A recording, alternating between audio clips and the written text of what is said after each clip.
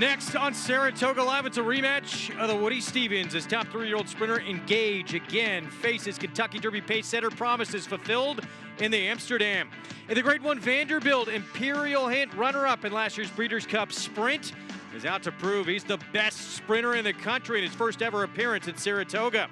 Millionaire Sadler's Joy looks to finish the job in the Bowling Green, where last year he got run down late. Will his late closing charge put him over the top today? And after chasing Justify in the Kentucky Derby and Belmont Stakes, with a Triple Crown winner's retirement, is Vino Rosso ready to rise to the top of the 3-year-old division in the Jim Dandy. Hello everyone and welcome to Saratoga Live on this Saturday afternoon. It's presented by Claiborne Farm. 100 years of doing the usual unusually well. Great to have you with us on a sensational stakes-packed Saturday afternoon at the premier race meet in the entire country, Saratoga Racecourse.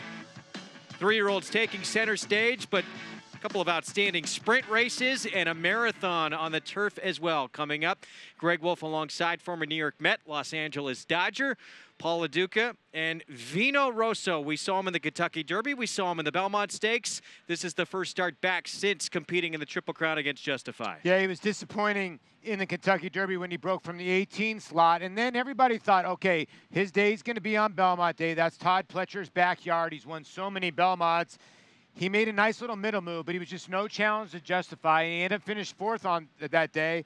No disgrace. It was probably maybe his best race or his best figure. Now he's been prepping for this. Meanwhile, Tenfold, a horse who got closer than just about anybody to spoiling Justify's Triple Crown bid, he returns here as well. This is why I like Tenfold better than I like Vino Rosso, because I just feel Tenfold ran the best Preakness out of all of these horses. Obviously, Vino Rosso did not compete in the Preakness, and I think that's what people don't understand. To compete in the Preakness and then go into the Belmont and only be 3 lengths behind Vino Rosso, after Vino Rosso got to sit out the Preakness and then go into his backyard, that's why I give the edge a little bit to Tenfold, and a little bit like we saw yesterday with Hoffer, he's lightly raced.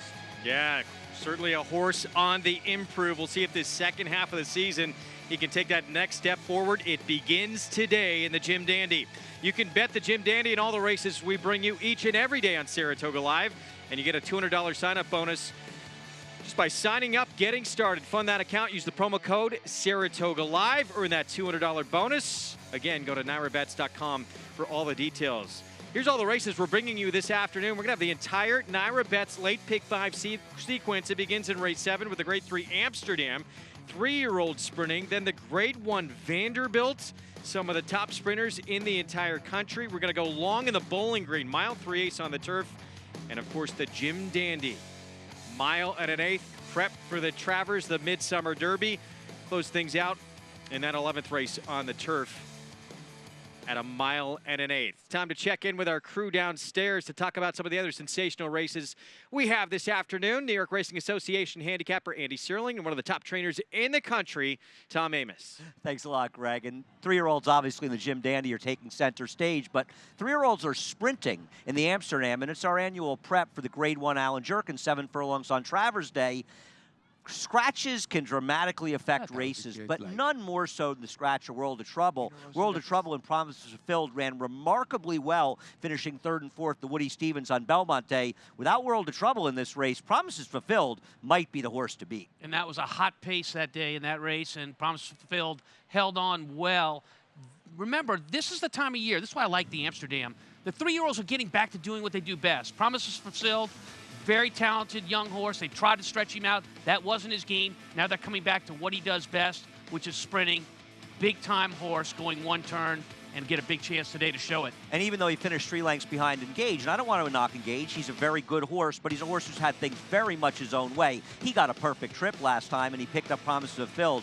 Unless somebody else puts heavy pressure, and I mean heavy pressure on Promises Fulfilled, I don't believe that Engage is going to beat him again today. So when you look at the race and you're looking for speed to go with someone like Promises Fulfilled, do you see it in the 4-horse old-time revival? I mean, I don't think he... I think he'd keep Promises Fulfilled from going 22-3 and 45-4, but I don't think he can make him go as quickly as the horse did last time out, World of Trouble. I just think it's a very different circumstance. Now, listen, one race doesn't always mean a horse will run that race the next time, but if Promises Fulfilled runs the way it did in the Woody Stevens, good luck to the others. Maggie Wolfendale is standing by. She's in the paddock as she often is. Let's go to her. Thanks, Andy. And gonna see a nice matchup in the lone Grade 1 that we have here on our show is the Alfred G. Vanderbilt. Looking forward to it as Switzerland. He is one of 2 horses riding a 4-race win streak, and he is the poster child for a horse who the proverbial light bulb has gone off. Took him quite a while to break his maiden, but since then he has rattled off 4 straight wins, most recently coming down at Pimlico in Baltimore when they got that deluge of rain. So it was over a very sloppy track that he won that Maryland Sprint. So his 3 of those 4 wins have come with tracks with moisture on it. So he isn't going to get that here today. Is that a question mark overall? And furthermore, the horse that he beat last time out in Long Haul Bay came back and was very disappointing as a favorite this Thursday in a restricted state-bred race. But the big horse is Imperial Hint, and I'm using that as far as his resume is concerned because he is not big in stature. He's small but mighty, that's for sure, and he's searching for that elusive Grade 1 as this is his only 2nd try at capturing it. But Dwayne Lucas, the Hall of Famer, he has a couple of interesting horses on today's program, and for those, we'll check in with Gabby Gaudette. Here back at the barns, literally standing in the shed row of the Dwayne Lucas barn. Of course, the barn looking for a big weekend on tap. The Grade 1 Haskell coming up on Sunday, but also today, of course, sending out Sporting Chance in the Jim Dandy, and a horse that's standing in the stall. You can't see him right now, but right behind me in his stall is, of course, Warriors Club, who's going postward in the Grade 1 Vanderbilt. And the thing about Warriors Club today that will work in his advantage, hoping to get that first Grade 1 victory, is that there is an abundance of speed, which will definitely help his case as he is the closing sprinter. As for Sporting Chance going towards the Jim Dandy today, he is clearly immensely talented. He's undefeated here at Saratoga, obviously winning the Grade 1 hopeful last year. He's just got a lot of quirks and needs to get his mind on the game, guys. Gabby, thank you very much. Naira Bet's late pick 5 sequence begins right here with a Grade 3 Amsterdam 6.5 furlongs for 3-year-olds. As we take a look at the field, it is engaged for Chad Brown, even money on the board right now. Yeah, and he's been the favorite in 5 out of his 6 starts. He really has not disappointed. I mean, he's got 3 wins and 3 second-place finishes. He usually lays back with good tactical speed and makes that little late run. You know, Promises Fulfilled is very, very classy, and someone's going to have to go after him. And I'm wondering if Strike Power is the 1, the 5, if he's a little bit faster than the 4 as you look at the favorite Engage.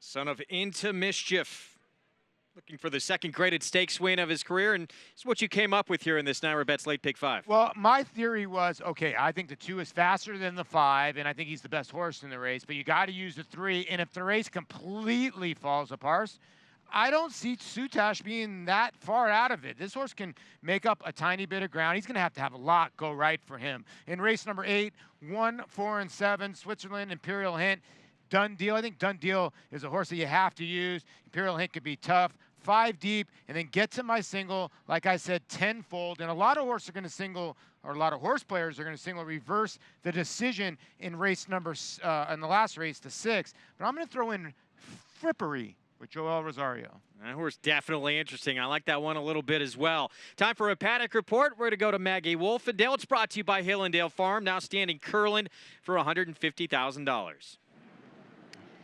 And we'll start off by taking a look at your current favorite in number 3, Engage. And as he is making his 4th start of his 3-year-old campaign, this is actually the most fit I've seen this runner. Yes, he is a stout, sturdy-looking individual, but he's become a lot more streamlined and defined overall, and a great presence here in the paddock. He deserves the favoritism, I think, after being defeated by Still Having Fun, who was closing from far off the pace that day as he attacked a little bit earlier than that eventual winner, and Engage definitely looking the part of the favorite. To his inside is number 2, Promises Fulfilled, who was not looking the part of a third place runner, of even hitting the board that day, going back to the Woody Stevens. He was really washed out. He did not paint a nice picture. But then again, he is a son of Shackelford, and Shaq, he used to do the same thing all the time for the same trainer in Dale Romans. But coming in here today, while the energy is still there and he's gotten a little warm, it's warm out. I'm okay with that. His weight looks better than I'd seen going back to that Belmont day. And let's face it, he had put forth quite a campaign of consecutive races back to back to back coming into that Woody Stevens. So now he comes off of freshening, and he's definitely done well for it. Then there's a long shot on the outside, Sutash, excuse me, who I liked a lot physically in that easy goer, but that was way too far. He's definitely more of a sprinting type, as he'll get back to the 6.5 furlongs here for trainer Ralph Nix, and he looks fantastic. I mean, other than Engage, he would be my next pick as far as appearances are concerned here. So an interesting matchup here in today's Amsterdam. Gabby, what do you say? Thanks, Maggie. Well, we're just standing a few steps away from you, but here with Bill Farish, of course, representative and founder of Woodford Racing. And you have a big day on tap, but first, talk a little bit about this partnership and generally what partnerships, in your opinion, do for the racing industry. Well, I think they're great, Gabby. They bring a lot of new people into the sport, and we've had a lot of fun with Woodford Racing over about the past 13 years or so, and a lot of new people in, and they love it. We've got about 40 people here today, and 3 different partnerships running the next 2 days, and so it's fun. For our viewers that are tuning in who have never owned a racehorse, what is that experience like to have a horse running in a stake or graded stake at Saratoga? Well, it's so much fun to watch it through our partners' eyes, because they just get so much pleasure out of it, and you know, in some cases, the things they say to you, you can't believe, like, you know, this has changed my life and stuff like that. And it's fun to hear, and, you know, it's fun to help facilitate. Exactly. Give them the opportunity to do that. You sent out Engage here in Switzerland in the next. What do you think of these two just in general? Well, they're both doing really well right now, and it makes you even more nervous when you got 2 horses coming into races like this. We're hoping Engage runs well today, and we're looking at the King's Bishop later in the meet. So we'll see. He has to clear this hurdle first, but he's doing great, and Switzerland's coming into his race. Couldn't be doing any better. Steve's thrilled with him, and so we'll see. Mr. Farish, thank you so much for joining us here today. Thank you, Gabby. All right, and he's got the tie to sport it as well. Well dressed for what could be a very big occasion here. Very alive with the even money favorite in the Amsterdam, and Switzerland likely the favorite or second choice coming up in the Vanderbilt. So well stacked. Right now, Engage for those connections, even money on the board. Yeah, very intriguing. Both the runners. Switzerland's going to really have to run to outrun Imperial Hint, who's just very, very fast. 10 for 16 lifetime. That will be in the Vanderbilt in the next race. But they got to be excited. They got chances today, and Engage should sit a very good trip in here. And Jose Ortiz, who's gotten off to a slow start, he's due for one of those big days. Let's send it downstairs to Andy and Tom for more here on the Amsterdam. You know, it's an interesting race because I don't trust Engage. And listen, Promise Fulfilled doesn't have to run back to his last race. The question really is, Tom, who are the others? What happened to Strike Power? He was so good early in his career. Okay, the Florida Derby, got in that crazy duel with Promise Fulfilled. He didn't run at all in the Woody Stevens. Can he bounce back in here? Well, I think they've probably learned that he's perhaps one-dimensional, wants to be real close.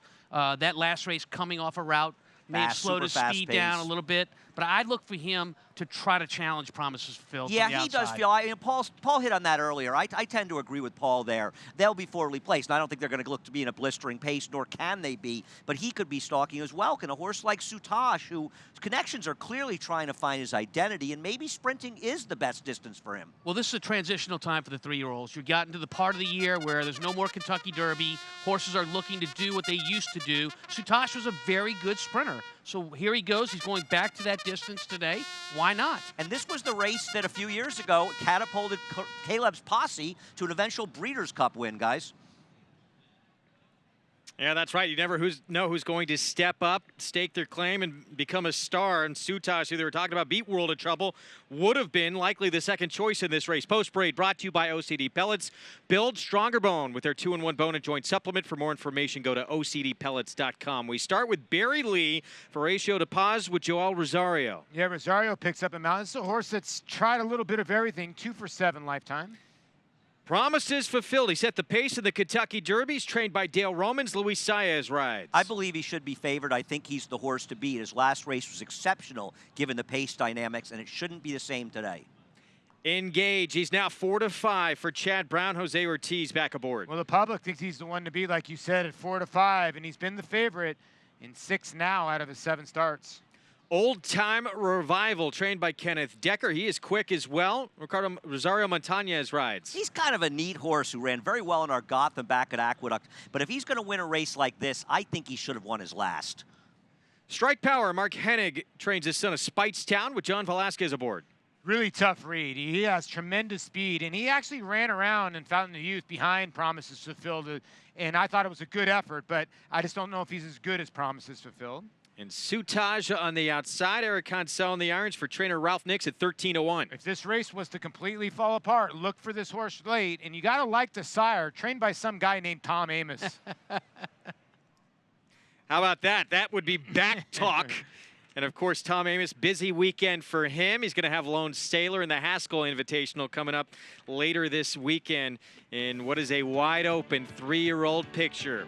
We're going to take a break. When we come back, it is the start of the Naira Bets Late Pick 5. If you're the only winning ticket on this Saturday afternoon, a minimum $300,000 single ticket payout. We'll be back.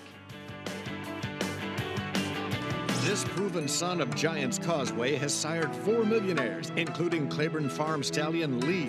Recent top runners include 4-time graded stakes winner Miss Sky Warrior, 3-time graded stakes winner Sharp Samurai, multiple stakes winner Bal Harbor, and Dubai Group 3 winner Shamal Nibras. Last year, his 2-year-old sold up to $540,000, while his yearlings fetched up to a whopping $575,000. First Samurai, standing at Claiborne Farm. They're on. Bet the horses anywhere, anytime with Naira Bets. Brunches out of there to take the lead. It's easy on your computer or Naira Bets app. Earn valuable reward points on bets. Play in our exclusive promotions and earn cash rebates. Sign up now. Bet $200 and get $200. Bet any track, anywhere, anytime. NairaBets.com.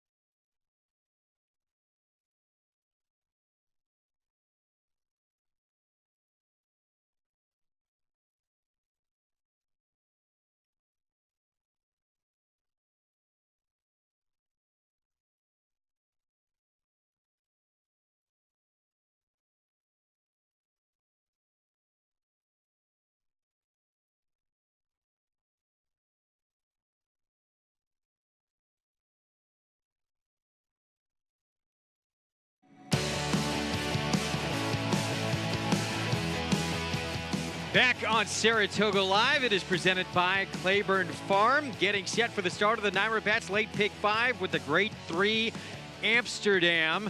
And Amsterdam's just about 23 miles away from Saratoga Springs with the Mohawk River on either side.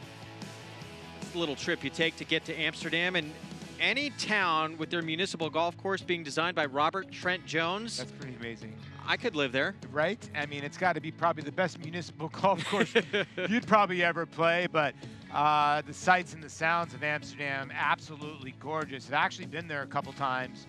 Beautiful place to visit. You can get involved today without risking any of your own money. You compete for real prizes with the Saratoga Showdown. It's a free online contest. It involves all the races on our show.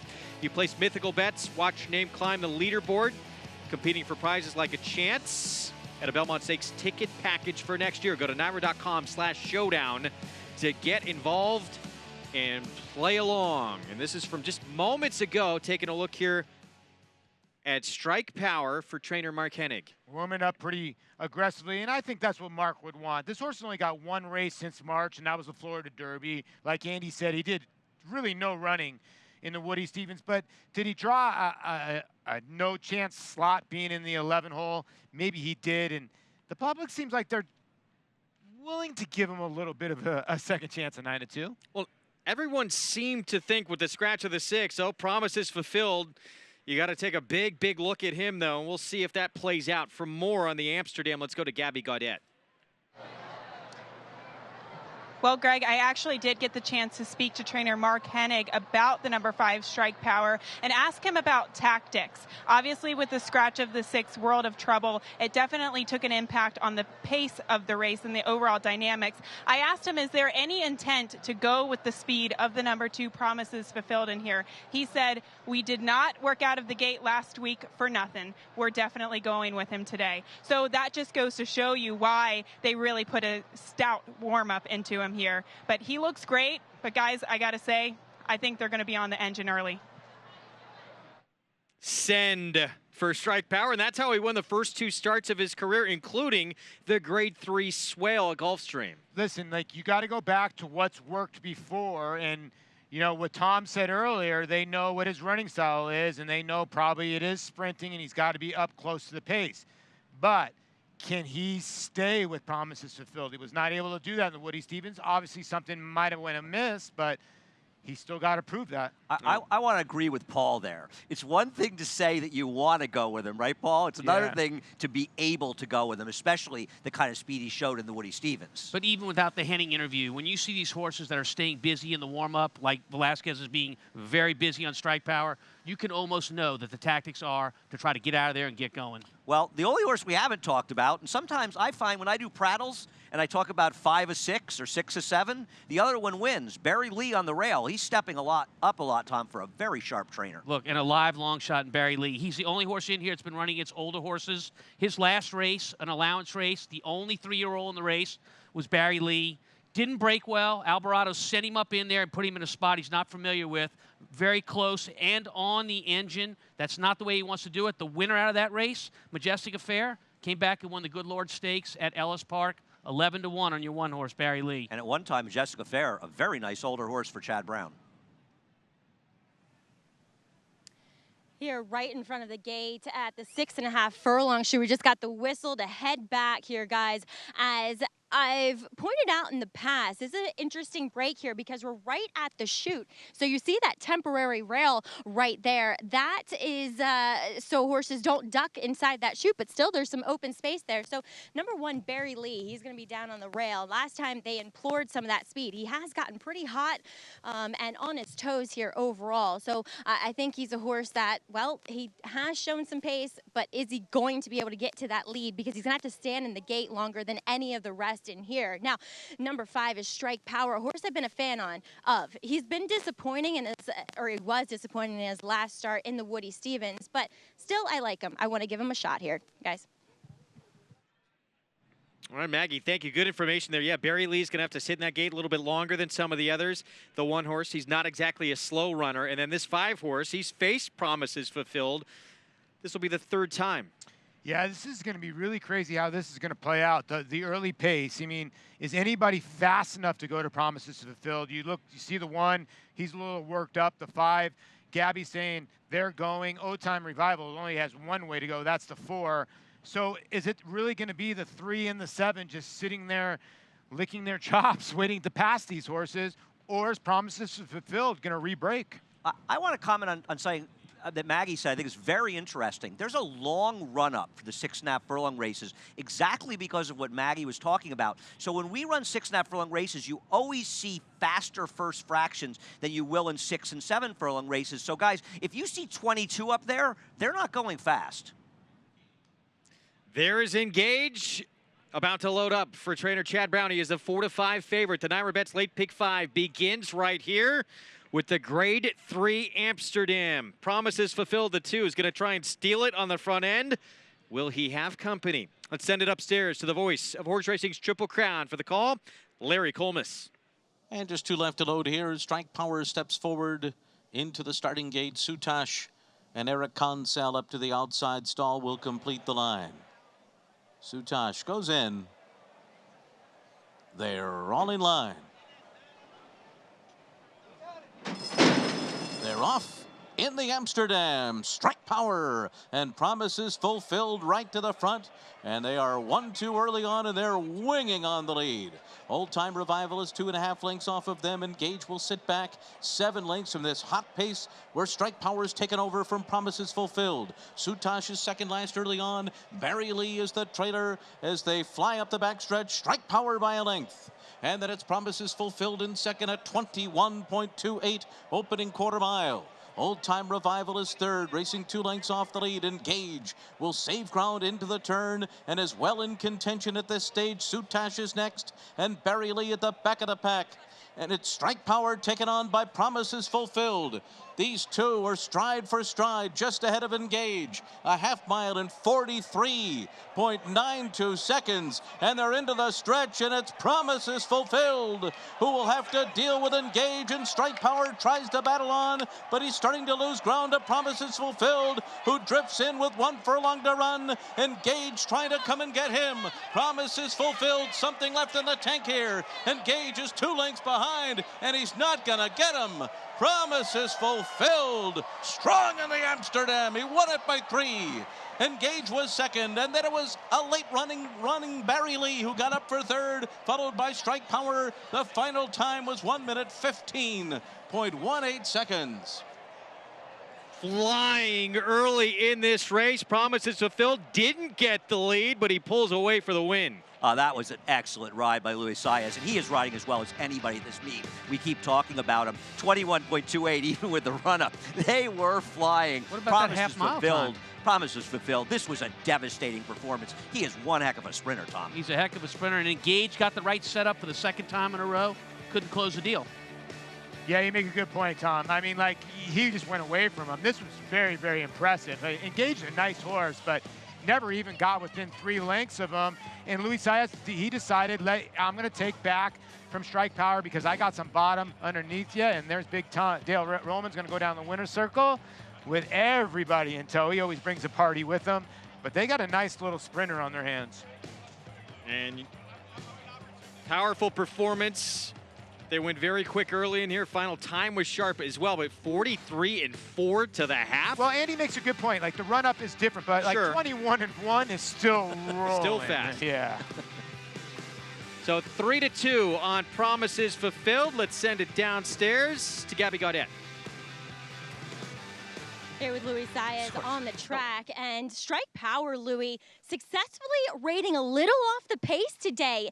He seems as though he might be turning a corner, this horse, and learning to relax a touch. Yeah, you know, I know Strike Power is gonna go today, and that was, you know, that was my first. I was thinking to send my horse too, you know, but when I see Strike Power, he was pretty fast, so I just stayed right there, and I know I have horse, so when I came to the stretch, he take off.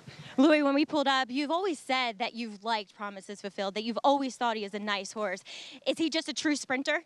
Yeah, I always, when I rode him last time, I know he's gonna be a, you know, today he's gonna be a tough. Last time he goes so fast, I got a lot of pressure, And today I just break and see how fast we're gonna go, you know. And he responded when we came to the stretch. Well, looks like he is really on the on and up here. Congratulations, Louis. You're having one heck of a meet as well.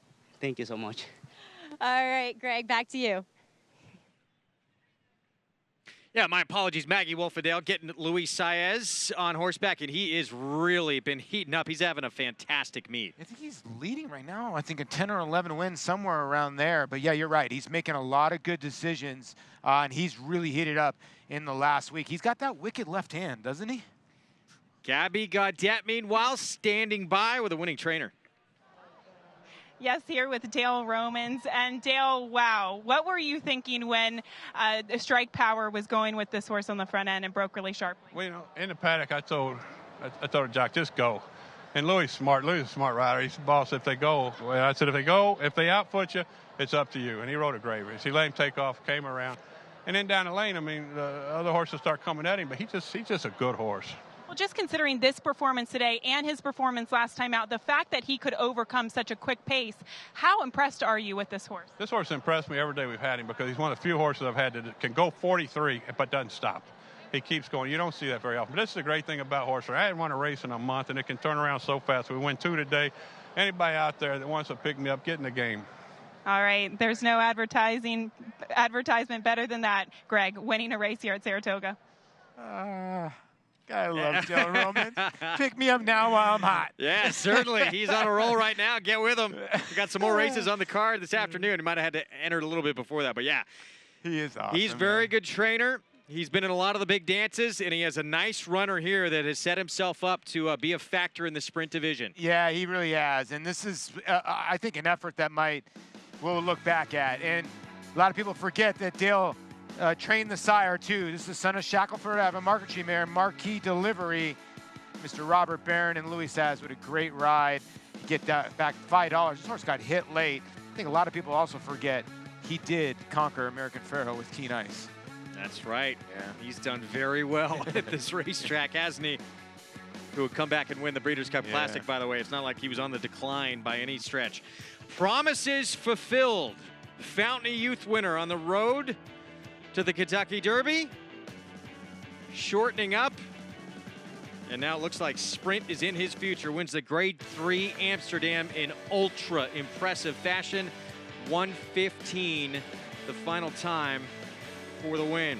Saratoga uniting with racetracks across the country as part of the Permanently Disabled Jockeys Fun Day. Jockeys were signing autographs. Fans had a chance to play arcade games against the jockeys, all for a tremendous cause. You can go to pdjf.org and help out as well. Find them on Twitter at PDJFFund. You guys were signing autographs earlier this morning for a lot of the fans, and it's an absolutely great organization. Javier Castellano, one of the top riders and one of the leaders in this jockeys room here on this New York circuit, one of the, if not the toughest in the country, won 4 straight Eclipse Awards as the top rider in the country. That streak came to an end this past year, but he started off this meet ultra hot as well, leading rider at the meet early on. Let's get a closer look at Javier in this edition of Jock Talk presented by RunHappy.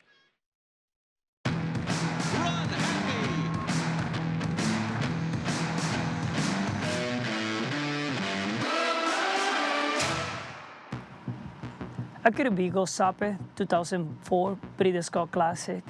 It was my first Breeders' Cup and my first Breeders' Cup Classic too also. And that time I started stop the lotto, and I think that's a kind of horse that put me in the map. My favorite part be jockey is the routine. I love the sport, I love the horses, I love the fan, I love the daily races. If you're born to be jockey, I love the sport, I like to ride it, I like to races. I hope I can do it forever. The little time I have, I try to spend the time with my family. I try to play with the kids. My 2 girls, they play tennis. I try to go watch tennis. And my little boy, he like to play baseball. I try to play baseball with him. And try to take it to school and pick it up and do activities. And those are little time I try to enjoy with the family. I like to eat healthy. And I like to have a good dinner. And I like to have a good breakfast. I like to have a good lunch. And it's, I mean, something like vacation with the family, pool, beach, and good dinners.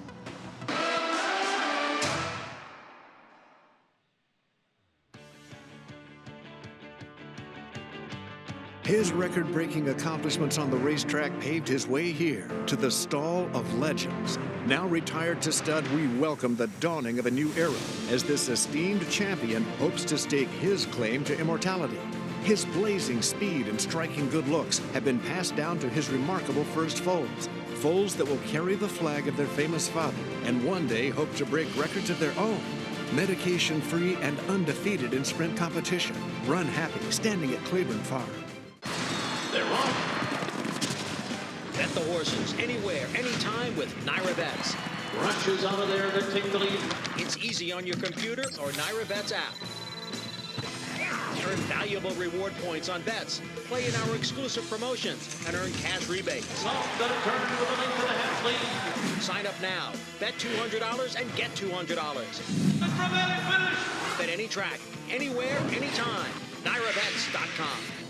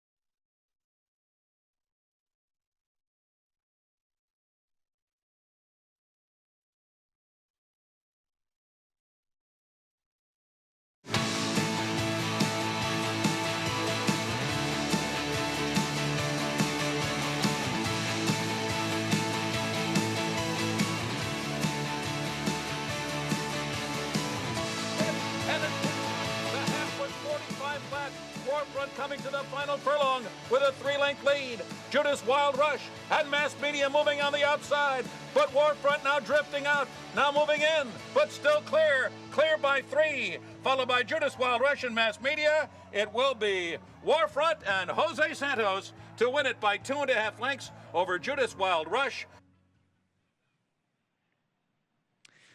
Warfront, that was his victory right here.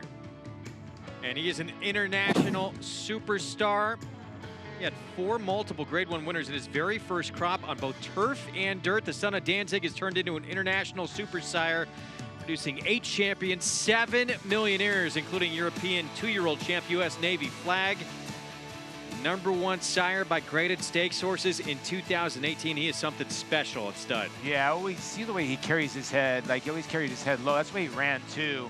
A little bit like APNE. My father always said, they're looking for nickels, son, when I was a kid, but I got to watch him run. He was a runner. Saratoga Live, presented by Claiborne Farm, and our Grade 1 of the day coming up here in the Vanderbilt. And we have a couple of the best sprinters in the entire country going head-to-head this afternoon. By the way, the main track been upgraded now to fast for this grade 1. Switzerland, he's undefeated as a 4-year-old, perfect 4 for 4, but Imperial Hint. You could make an argument he is the best sprinter in the country. Well, yeah, you can. 10 for 16 lifetime has come in here with blazing works, comes in here with a win in the True North from basically what he really doesn't like to do, come from off the pace, more of a front runner. And he might have to do that today with Switzerland. We'll see what happens from the inside. But Imperial Hint, the son of imperialism, definitely the one to beat. This is going to be a very good one. See who emerges from this spot. We have a couple of up-and-coming sprinters as well. We'll go through the field in just a little bit. We're going to take a look back at some earlier action on today's card. Saratoga, always so important to see these emerging 2-year-olds. And right now, Steve Asmussen, he has some real good ones. It's starting to assert themselves here. Back in the opening race, it was taken off the turf. Carter Cat, he did have the experience edge on quite a few in this field. This was start number 3, but he looked real good. Yeah, listen, when you come to the spa, you pay attention to Todd Pletcher's 2-year-olds, Chad Brown's turf horses, and a lot of other things. But Steve Asmussen has done well with his 2-year-olds over the past. But he is blazing right now, and he got this one home, the son of Tail of the Cat, who was really knocking on the door in the first 2 starts. Breaks through, start number 3, does it from an outside post. Ricardo Santana Jr. aboard for the winning ride, and he just motors away from this group. Yeah, he really did. Maybe this is something that will give him a little bit more confidence. The horse that run back-to-back seconds. He's obviously got some quality. Meanwhile, in race 5, there was a lot of buzz around a Chad Brown firster, a lot of buzz around a Todd Pletcher first-time starter as well. But guess who again? Steve Asmussen, Ricardo Santana Jr., and their son of Stay Thirsty getting the win. You know, this is a loaded race. This 9-horse ran like his hair was on fire. Watch him duck in here to the rail, and a good job by Ricardo Santana to sort of save him a little bit. Aurelius Maximus to 3, man, he ran great. He sort of got backed up a little bit. He's going to run an unlucky second here as the 8 is going to fly home. But I think this race right here is a quality race, and you need to pay attention to the runners of this race. Yeah, this was a very impressive victory here. The son of Stay Thirsty, appropriate, doing it on Jim Dandy Day. Stay Thirsty, of course, for Mike Rapoli, would win the Jim Dandy and go on to win the Travers as well. That is true. You know, sometimes when dad likes the course, the son likes the course. It certainly worked out in that 5th race this afternoon, so certainly one to keep your eyes on there with that impressive first-time starter.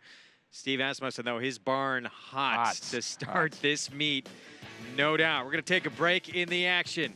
Switzerland, he has not lost in his 4-year-old season. He's not lost since moving to the barn of Steve Asmussen. There he is again, perfect 3 for 3 since moving to that barn. He's going to be tough. He's 5-2 on the board. The grade 1 Vanderbilt is coming up next. Success starts at Saratoga. The Saratoga Selected Yearling Sale has established a reputation for high quality and high performance. Recent graduates include Grade 1 winners Avenge, Bolt d'Oro, and Moonshine Memories, and 2017 Breeders' Cup champions Battle of Midway, Stormy Liberal, and Rushing Fall. The nation's #1 sale by percentage of Grade 1 winners, the Fasig-Tipton Saratoga Sale, August 6th and 7th. We found Breeders' Cup champion Rushing Fall at Saratoga. Where will you be? Switches back to the outside. Exaggerator down to the 16th pole, but Exaggerator has turned the tables. He has won the Preakness. He has won the Travers over American Fang. Irish War Cry has won the Wood Memorial. Alice. Good Magic's gonna win his first race, and he's gonna do it as the Breeders' Cup Juvenile.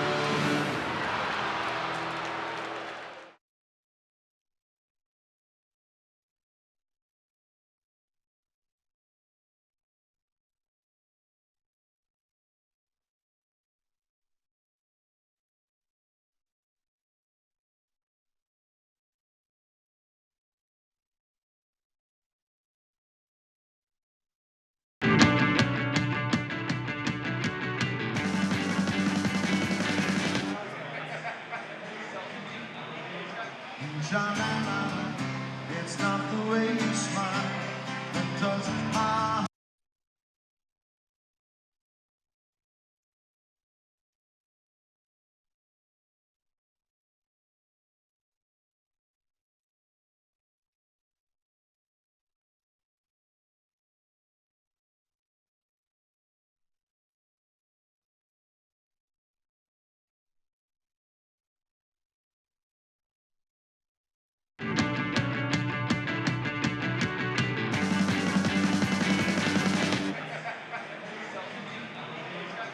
Sha-la-la, it's not the way you smile that does my heart. Sha-la-la, it's not the way you kiss that tears me apart. Jeff Brisbane's some acoustic favorites in the Jim Dandy Barn. How about as a little accompaniment, sampling Woodford Reserve Saratoga's personal selection, crafted exclusively, Paul LaDuca, for racing fans at Saratoga. Yeah, really, really cool bottle, too. The bottle says Woodford Reserve. It has Saratoga Race Course above it. We'll be able to show it to you a little bit later in the show. It just shows you what you get around here in Saratoga. It's total festival. There's music everywhere. So many different things to float your boat. Hold on. Did I just look to my left? Yeah, there's and some... Didn't notice that was over there. Show just got a lot more interesting. Bartender. Grade 1 Vanderbilt. It's approaching the 14-minute mark to post some of the best sprinters in the entire country going head-to-head. It's time for a paddock report. It's brought to you by Hillendale Farm, now standing Bayern for $15,000. Let's go to Maggie. Greg, thank you. And we'll take a look at the inside runner to start things off here in the paddock. That is number 1, Switzerland.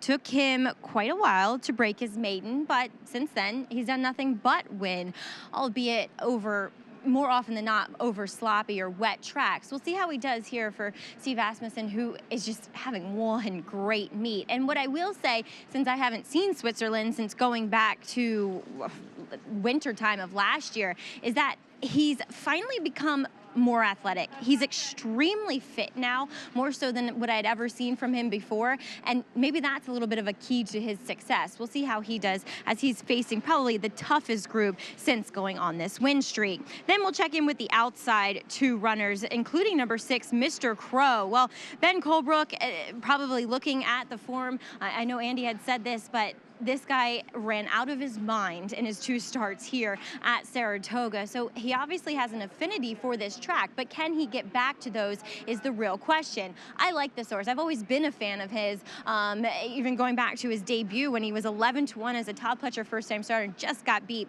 by a well-bet Cassie firster that day at Belmont. But comes in here, he looks fantastic. I will say, though, that the front bandages do go back on, which he was wearing them for his 2 starts here at the Spa.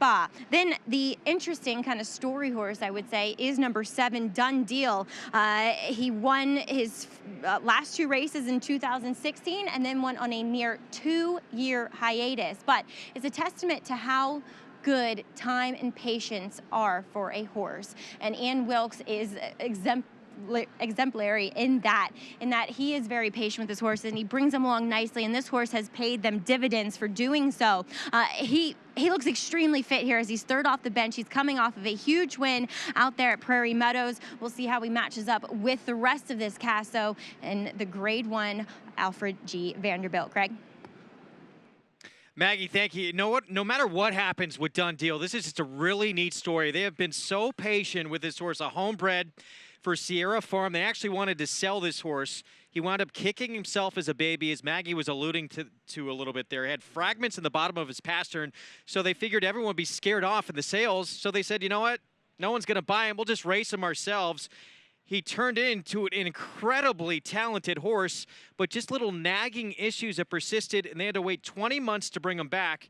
Since they brought him back, he's reeled off 2 straight wins. Very impressive. Yeah, he really has been. He's 4 for 4 in his last 4 starts.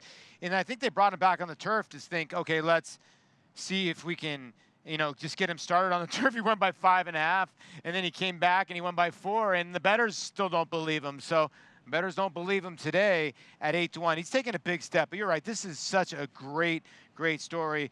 Horses have issues too, just like any other athletes, and it's just taking them a little time to get to the races. Great job by Ian Wilkes, the trainer, and the patience of Sierra Farm. His stakes debut, Andy, was ultra impressive, and now comes the graded stakes debut. Yeah, and for those looking at the racing form of the time, the actual time was just over 109 flat. It's a very good horse. It's a huge move up time, but he was as impressive as a horse could be last time. When you're watching a horse run and he looks dominant at every pole, that's what you saw from Done Deal in his last race when he became a stakes winner in the Iowa Sprint.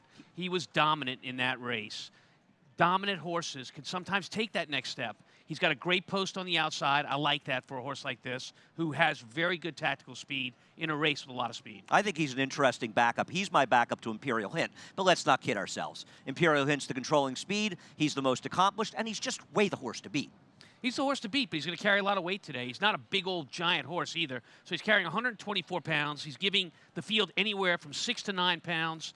I think that could come into play. And he is coming back in just a few weeks since his last race, so we'll see. I'm sorry, he's coming back in about a month and a half since his last race. The number 1, Switzerland, obviously he's come to hand. Now, this is a horse that I told Chad Brown, he's going to be a stakes horse. He was just unlucky in the fields he was meeting last year. He's always been good. A lot of killer maiden fields. He's getting an acid test today. He's going to have good horses breathing down his neck, and I think he's a vulnerable second choice. Yeah, so you're going to find out today if the one-horse Switzerland is for real, or if he's a horse that's winning his races by taking his speed and taking it to the group and getting clear. He's not going to clear today from that one post position, in my opinion. And so we're going to find out if Switzerland is a good horse amongst very good horses. And there are 2 horses here that have run well at Saratoga. Mr. Crow on the outside, his connections clearly hoping he goes back to his Saratoga form of last year. And Warriors Club as well, who ran well here last year. He's kept some good company. I don't know if he's quite good enough, but he's one horse who has faced tough horses. Of those 2 horses, the 3 Warriors Club is the one that shows up every time.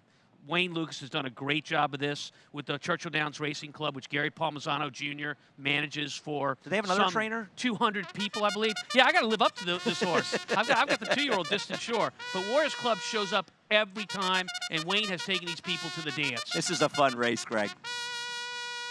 Time for the post break. It's brought to you by OCD Pellets. Build stronger bone with their 2-in-1 bone and joint supplement. For more information, go to OCDpellets.com. Here is Switzerland. Steve Asmussen, Ricardo Santana Jr. in Woodford Racing. Switzerland gets a serious acid test in today's race, but he has done absolutely nothing wrong, winning his last 4.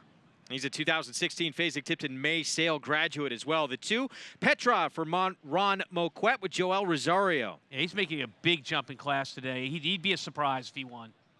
Warriors Club, he owns a win over Limousine Liberal, trained by D. Wayne Lucas. Luis Saez aboard. He might have been a horse that would have benefited from some rain, but listen, he shows up, like Tom said, every time. Imperial Hint, the runner-up in last year's Breeders' Cup Sprints, sent out by Louis Carvajal Jr. and Javier Castellano rides. The one to beat, but if you want to find a vulnerability, it's in the fact that he's got to carry 124 pounds and gives the field anywhere from 6 to 9 pounds. Sweet on the ladies, 21-1. John Velasquez aboard for Henry Collazo. Good name for a horse coming to Saratoga, but in a tough spot. Mr. Crow, Andy alluded to that start at Saratoga back as a 3-year-old last season. He ran huge here. Jose Ortiz for Ben Colebrook now. He's got to try to get back to that form. It's not there right now. I think he's overmatched, and another that would be a surprise. And Done Deal at 8-1 on the board for Ian Wilkes. Sierra Farm and Chris Landeros rides. He has to get faster to beat these, but he's got a chance to step up and do it. I think he's a sleeper at a price. Well, with more on Done Deal for Sierra Farm and Ian Wilkes, let's go to Gabby Gaudet. Well, Greg, it's not often that you find a horse come off of a 20-month layoff or so and then mosey his way to a Grade 1 at Saratoga. Ian, talk a little bit about this horse and his journey back to the races today. Well, yeah, you know, he's a cool horse.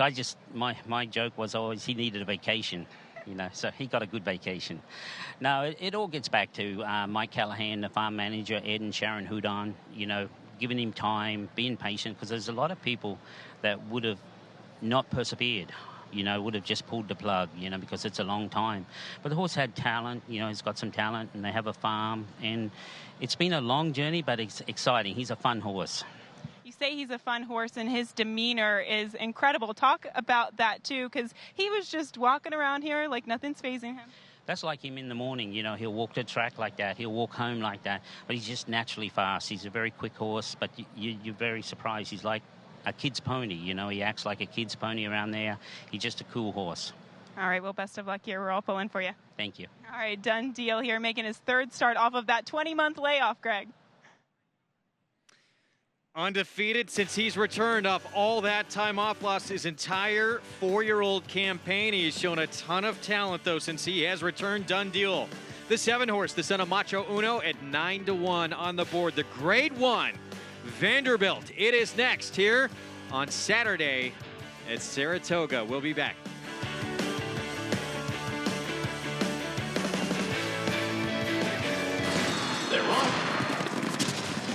Bet the horses anywhere, anytime with Naira Bets. Rushes out of there to take the lead. It's easy on your computer or Naira Bets app. Earn valuable reward points on bets. Play in our exclusive promotions and earn cash rebates. Sign up now. Bet $200 and get $200. Bet any track, anywhere, anytime.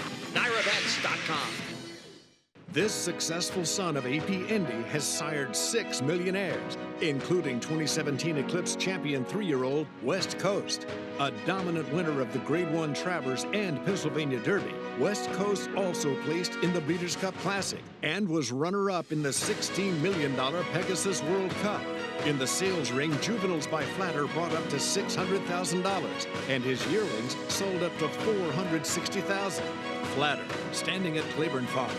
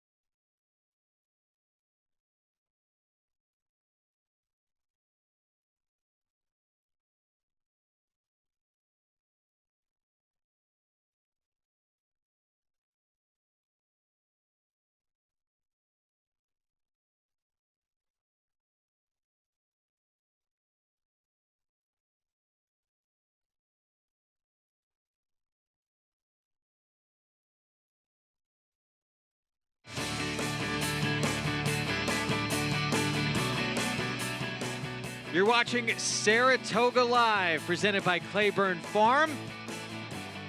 Late pick 4, getting set to kick off with the Grade 1 Vanderbilt here from Saratoga. Greg Wolf alongside Paul LaDuca. We're approaching the 2-minute mark to post here on a gorgeous Saturday afternoon and a packed house to see the Jim Dandy for 3-year-olds prep for the Travers, and right here, some of the best sprinters in the entire country, Paul. Yeah, we're going to get to see one of them in Imperial Hint, the son of Imperialism, and he's got an interesting pedigree. Imperialism was a horse that came from way out of it, wanted 1.5 miles, and he's out of a La Hint mare, Andy. This is just a freakish type of horse. He really is a freakish type of horse, and he's been very good, and his trainer's done a terrific job with him, and he seems to travel to any place and do well, so he's never been to Saratoga, but Tom, he hasn't had any trouble with other tracks in the past. No, and the public sure agrees with you guys. 3 to 5 on Imperial Hint. That's a short price. It is. Now, he is far and away the most accomplished. He's the fastest horse in here. And everybody else, it's sort of a weird mixed bag of horses. But, geez, 3 to 5, I don't know. It seems like an awfully short price.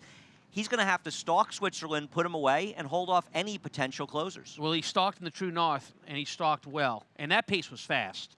And he rated well in there. He did indeed. Different tactics. He ran very well. Maybe they were getting to him a little bit at the end with Whitmore, but he had already won the race by the 16th pole. No, I agree. We're taking a look at Switzerland.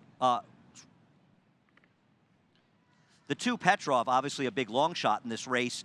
I don't know what race he can get back to that makes him a player in this race. You know, you have to think the connections are maybe encouraged by the fact he ran so well here last year. So a huge price on Petrov. Yeah, he's got that good race here. In you know, that 97 buyer just jump off the page, and he was right out of the Iowa Derby, out of the Woody Stevens, but he did not run bad against American Anthem. So the connections, you know, I would think are thinking that as well.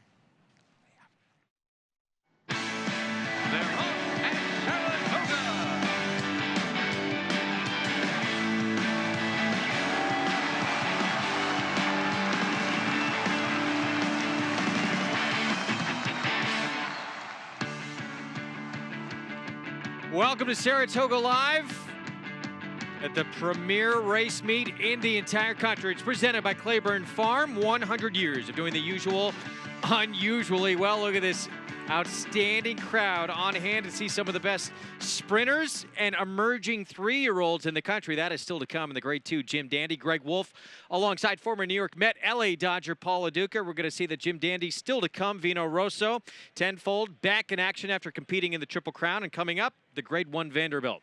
Yeah, listen, we got a tremendous show for you today, and glad you could join us. But yeah, the 3-year-old division will get cleared up a little bit, and we're going to see some fast horses here in a little bit. We're going to check in now with Maggie Wolfendale with more here on this Grade 1. Maggie.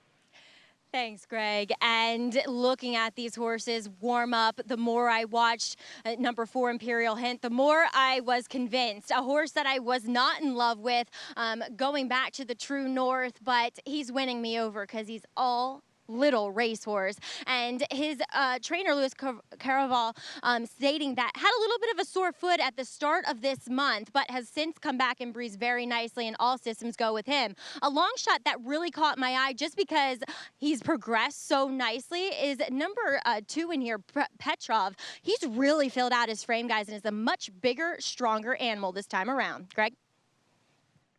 Maggie, thank you. He hit a big win here. It was only an entry-level allowance victory, but he ran huge last year at Saratoga. It would be a big surprise, though. Imperial Hint, one of the top sprinters in the land. Runner-up in last year's Breeders' Cup Sprint, the 4-horse. He is the horse to beat. Here's the Grade 1 Vanderbilt. Let's go upstairs to Larry Colmus for the call. They're all in line, ready for the start. They're off in the Vanderbilt. Imperial Hint broke well with Dundeel on the outside, going up to grab the lead, and Mr. Crow going right with him. Then Switzerland on the inside, Warriors Club, Petrov, and Sweet on the ladies. Up the backstretch they go. Mr. Crow, the leader, taken on by Switzerland from the inside. And now these two hook up as they head to the half-mile pole. Dundeel is third, Imperial Hint behind the leaders in fourth. 21.7, they're just motoring right along.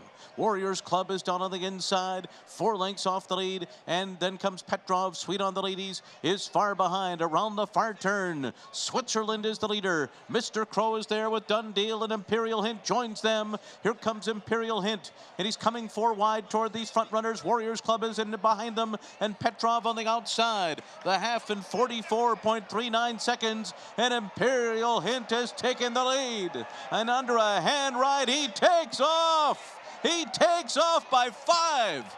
Javier Castellano has not even asked him to go at all. Oh, what a performance here. Imperial Hint destroys his competition in the Vanderbilt.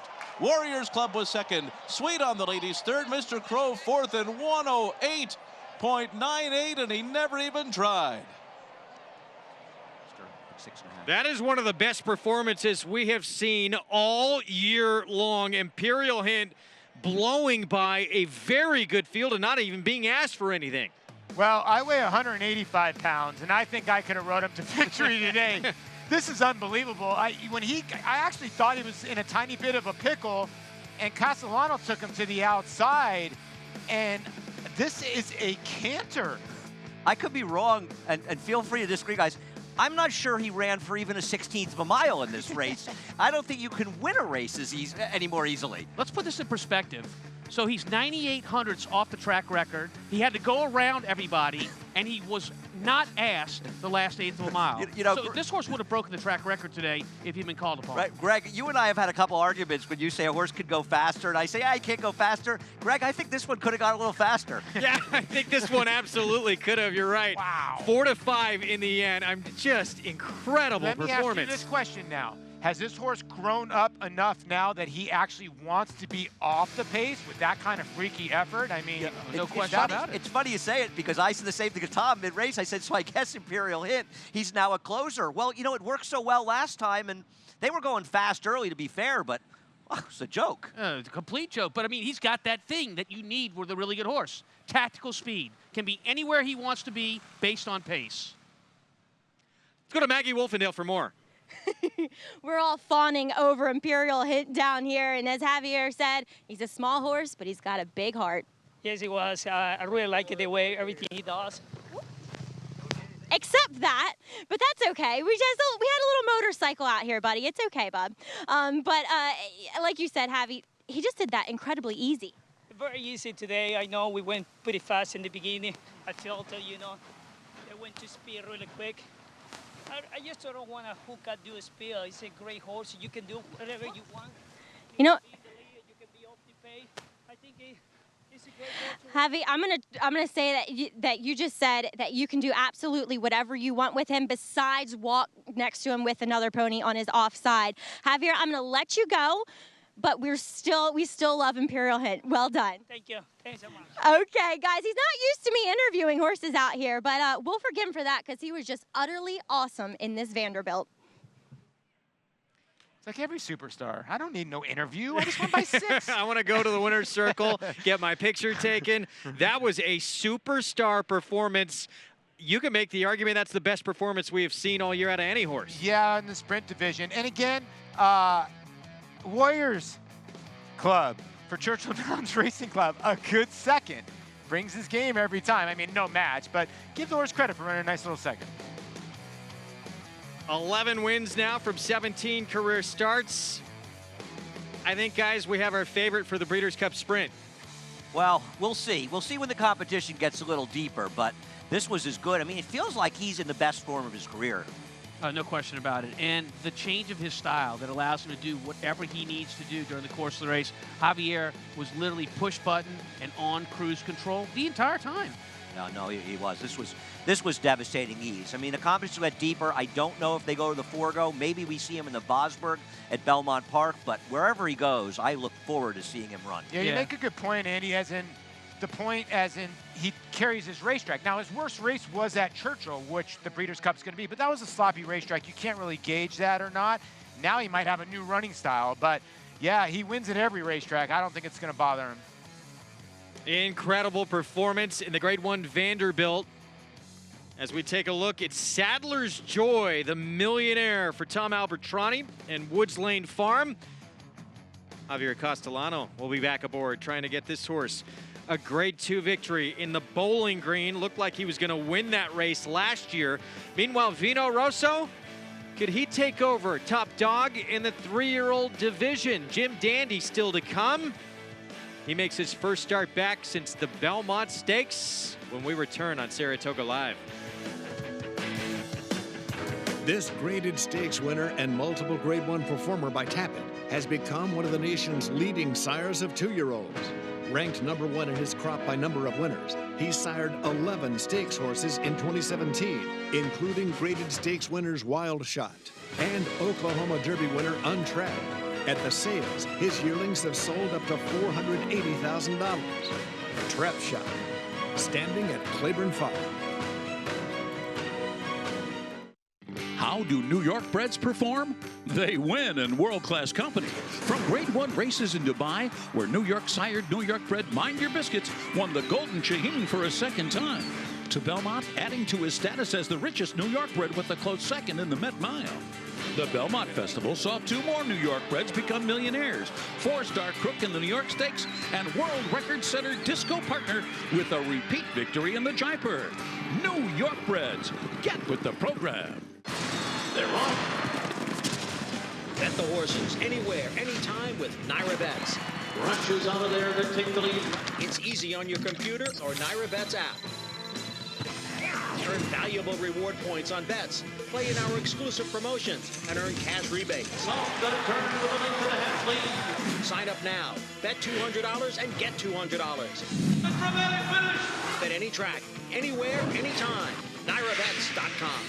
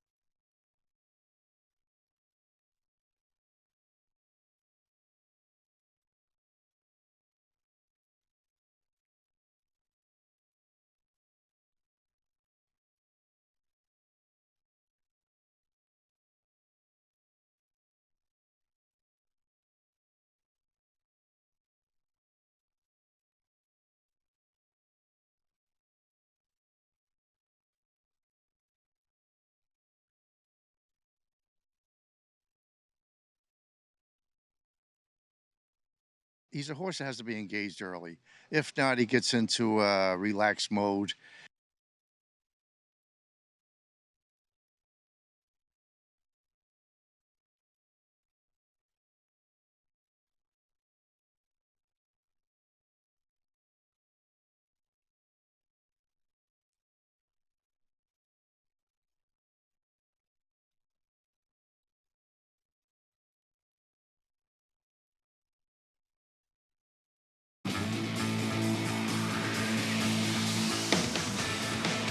You're watching Saratoga Live.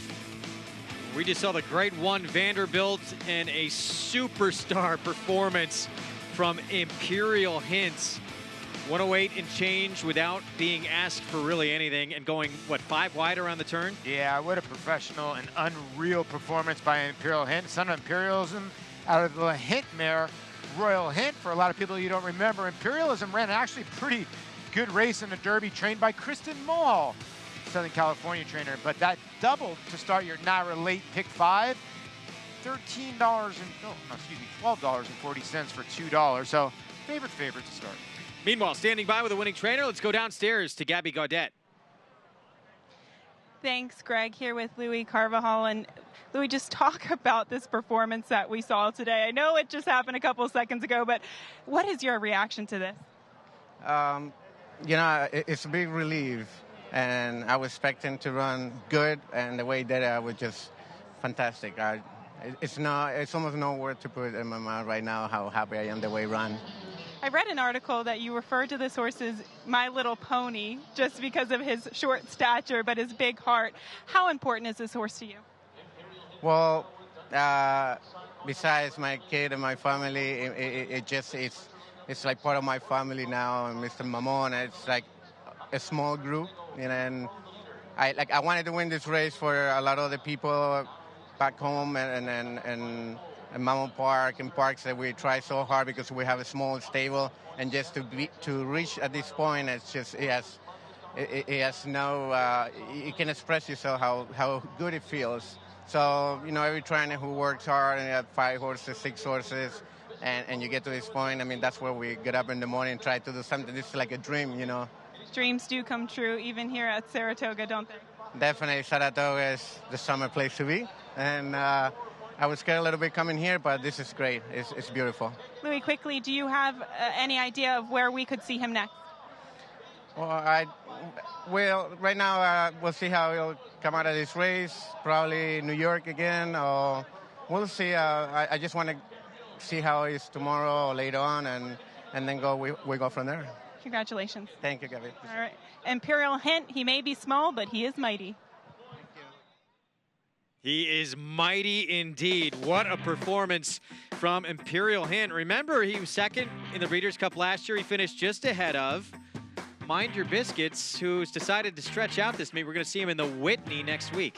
Yeah, we'll see him in the Whitney. And I think it's a good shot for Chad Summers to take his chance. And there you see the follow along. Imperial Hint, $3.60. And just looking at Imperial Hint, I guess those last 2 works tipped his hand a little bit when he outworked 95 horses.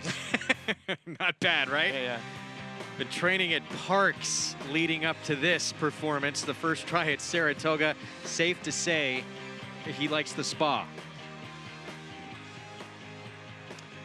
Bowling Green is next. My Own 3/8 over the inner turf. Bowling Green, of course, in the financial district in Lower Manhattan, built in 1733 and originally included an actual lawn bowling green.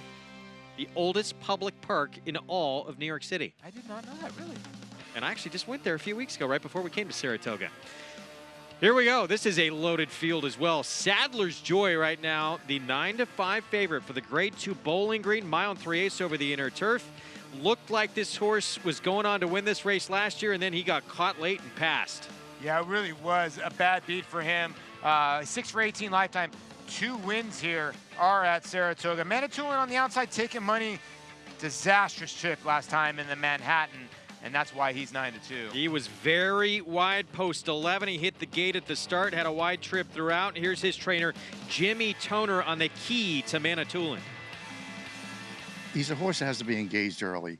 If not, he gets into relaxed mode. and it's kind of hard to turn him back on again. So I think the main thing is to come out and get him engaged. Then he stays focused. Just the trip, I just can't get a decent post every time he runs. He's got an outside post, so we'll see what happens. We get up here Tuesday before the meet started. Breaking the weather helped him. Hadn't done too much here. We did the bulk of our work down there. Due to the weather and off racetracks here, we didn't get to do any work, but meanwhile, he doesn't need too much anyway, but he's doing very well. He ran an outstanding effort in that Grade 1 Manhattan. There are a lot of them. They're bunched up late at the wire. He was only beat 3 parts of a length. Yeah, there are maybe 2 or 3 horses that were really unlucky, but you could argue he was the most unluckiest. I don't even know if that's a phrase, but he had a disastrous trip. He really did. He was Smith, 5 wide around that first turn. Yeah, Mike Smith's a great rider, but he'll even tell you that was not one of his better rides. He is on the board 5-1, taking plenty of attention after that tough trip. A lot of handicappers seeing what we He's saw a player in here. as well. Absolutely. Well, we talked about Mind Your Biscuits. He faced Imperial Hint back at the Breeders' Cup Sprint. He wound up just behind him, running 3rd in that race, but he's looking for longer targets. We are going to see him next week. He is going to line up in the Whitney, going against older horses, and one of the big targets in the older horse division. He had his final work for the Whitney on Friday, went a half mile in 49-4 over the main track. Chad Summers, his trainer, said, wasn't looking for anything serious. He just wanted to open up his lungs down the lane a little bit. Yeah, listen, he was tremendous in his last outing. Turned around his form a little bit. The worry is his races at Saratoga have not been good. But I think this is the time to take a shot and stretch him out. He's got such great heart. We'll see if he can make the distance. He has won here before. He's won the Amsterdam. Here's Chad Summers on that last work. He's ready. That's it. There wasn't really much on the line yesterday. You know, we do our racing in the afternoon more so than in the morning time, but, you know, just wanted to remind him, you know, where the takeoff point will be, and that's what Joel did yesterday, and, you know, Joel came off very confident, and that's what we're looking for. Plan all along has been to go 2 turns. It just never came up in our schedule. You know, there's always the next race, the next race, the next race, and they just all happen to be between 6 furlongs and a mile. This race is the next race. It's 1 1/8 miles. It's here at Saratoga against a field that's not the toughest Whitney in the history, and we'll take a shot. Well, Paul, as you mentioned, this is not his favorite track. Chad Summers, he actually admitted that, but he said, I think he's enough horse that it is not going to matter as we look at the probables for next week's Whitney. Yeah, and when you take a look at the Whitney, and I'll send it to the boys downstairs, I mean, if Mind Your Biscuits runs his A game, does he beat these horses? Oh, he's a fabulous horse, and he was sensational in the Met Mile. Arguably the best race he's ever run against a slower pace and going a mile. But a 1-turn mile and a 2-turn mile is very different. But I respect very much Chad Summers taking a shot. It's the right time and the right race to take that shot. Yeah, I don't disagree with any of that. But to understand the mindset of a horse that sprints, like Mind Your Biscuits, there's 1 turn in a sprint. And when horses make that turn, that's when they slow down. When you take a sprinter and you go 2 turns with him, you're making him slow down 2 different times on both turns. It's hard for them to pick it up twice again, and that could be a difficult thing for Mind Your Biscuits. And it seems that the kind of sprinters that do better stretching out are ones with early speed. Closer's not necessarily as well, and he's more of a closer type. I'm really wondering about Backyard Heaven. He looked after the Ali Sheba like he was going to be the best handicap horse, at least on the East Coast. And then he comes back in the heat of the Stephen Foster, and he was dreadful. Is he going to bounce back? Well, you talked about it earlier. It's not the greatest group that we've had in seasons past, but Mind Your Biscuits a bet against. 1 1/8 miles, 2 turns, I think is too much to ask. All right, maybe we'll get maybe Backyard Heaven will get back on track. You got to keep your mind open to this entire field, I think. It's very intriguing move. It is seeing him stretch out Mind Your Biscuits in Backyard Heaven too. That was just a clunker in the Stephen Foster. Yeah, you know, what do you do with that? Was it a clunker or not? Mind Your Biscuits, I'm with Tom. You don't really love to play closing sprinters going 1 1/8 miles. One thing you got to give that horse, he has a lot of want, so he might still try very hard. The draw on Tuesday for the Whitney, that is coming up next weekend. We're going to take a break in the action. Grade 2 Bowling Green is up next, and then the Grade 2 Jim Dandy on the road to the Travers. Stay with us.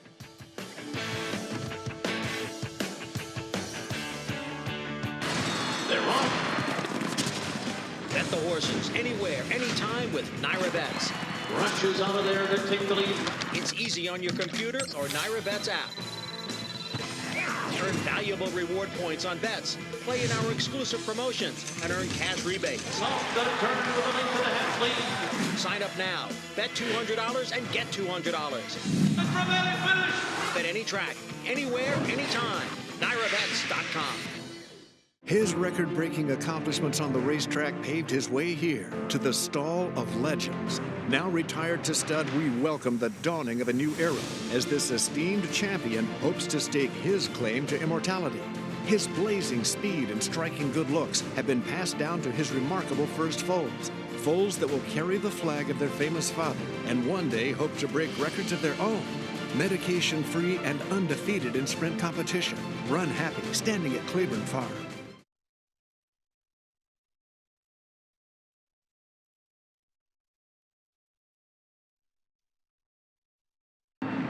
Well, today is the Permanently Disabled Jockeys Fun Day across America, and here with board member Johnny Velasquez. And Johnny, what is the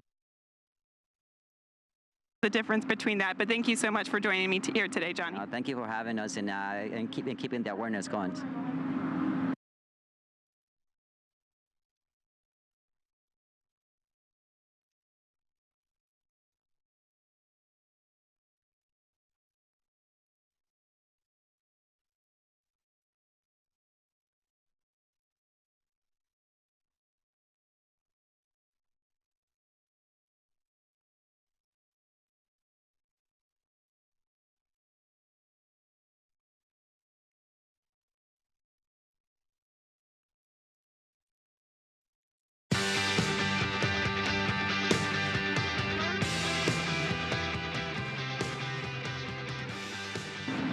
Well, today is the Permanently Disabled Jockeys Fun Day across America, and here with board member Johnny Velasquez. And Johnny, what is the importance of a day like this, and how can people get involved? Continuing the awareness of the PDJF, and most importantly, this is a day that we try to raise a lot of money because we don't have guaranteed funding. This is how we raise money to help the guys and girls who are hurt from the racetrack. So this is a very important thing for us. What are some of the things specifically that the PDJF does for those injured jockeys? From any medications that they need, any ramps for the houses, for fixing the cars for them, roof, any of those things that are needed for the houses or for the living the way they live. So we are there for whatever it is that they need, and they only get $1,000 a month. That's the only stipend that we do, which is, I think, is poverty. I think we should do a little bit better, but since we don't have any guarantee fund, this is how we do it for now. Very important cause indeed, and there are events throughout the year to benefit or help promote the PDJF, and one of them is Jockey Karaoke coming up this Monday. Talk a little bit about that event. It's something that I know a lot of people look forward to. I think it's an event that is actually very fun and very embarrassing for us that can't sing, and all the costumes. Also, it's a fun night. It's actually a really fun night for all of us to be there. We like I said, we can't sing, but at least we try. It's a great cause, obviously for the PDJF, but I think it's a great night. And I think now doing it on the West Coast and the East Coast, so the competition and the rivalry is there, so it makes it a lot better. Well, I've heard you definitely can't sing, but your wife, Leona, can. Is she going to be helping you out? Oh, she is. She was always my partner singing, otherwise I would not be there, because I can't sing, so she helps me out a little bit. I think we're going to be really fabulous this year. All right, well, we'll see. We have some good judges lined up to tell the difference between that, but thank you so much for joining me here today, Johnny. Thank you for having us and keeping the awareness going. Careful, Gabby Gaudet. We've heard you do karaoke as well. Can she sing, Paul? I don't know. Rumor has it she sang Eddie Grant, Electric Avenue, pretty good. It is a great night if you can make it to Jockey Karaoke. Sensational time. It all benefits these riders that need your help. Ramon Dominguez, you saw in that piece, there he is, and he was injured for a significant amount of time. Cut short an outstanding career. These guys need your help. Go to pdjf.org, contribute what you can, and all the donations from Monday night karaoke go to helping them. Listen, if you don't chuckle and I see you there, I'll refund everything you put into it. You're going to laugh and have a ton of fun if you show up, believe me. And I could have swore. Great event. They won it last year, right? I thought John Velasquez and his wife won it. Yeah, they were tremendous. Well, if they didn't win it, I thought they did, but they were tremendous. Yeah, they were good. They were very good. You're not supposed to be able to sing when you do karaoke, right? That's the whole fun of it. She can sing a little bit. She can, though. Time for a paddock report coming up. The Grade 2 Bowling Green is next. We're going to check in with Maggie Wolfendale. It's brought to you by Hillendale Farm, now standing curling for $150,000.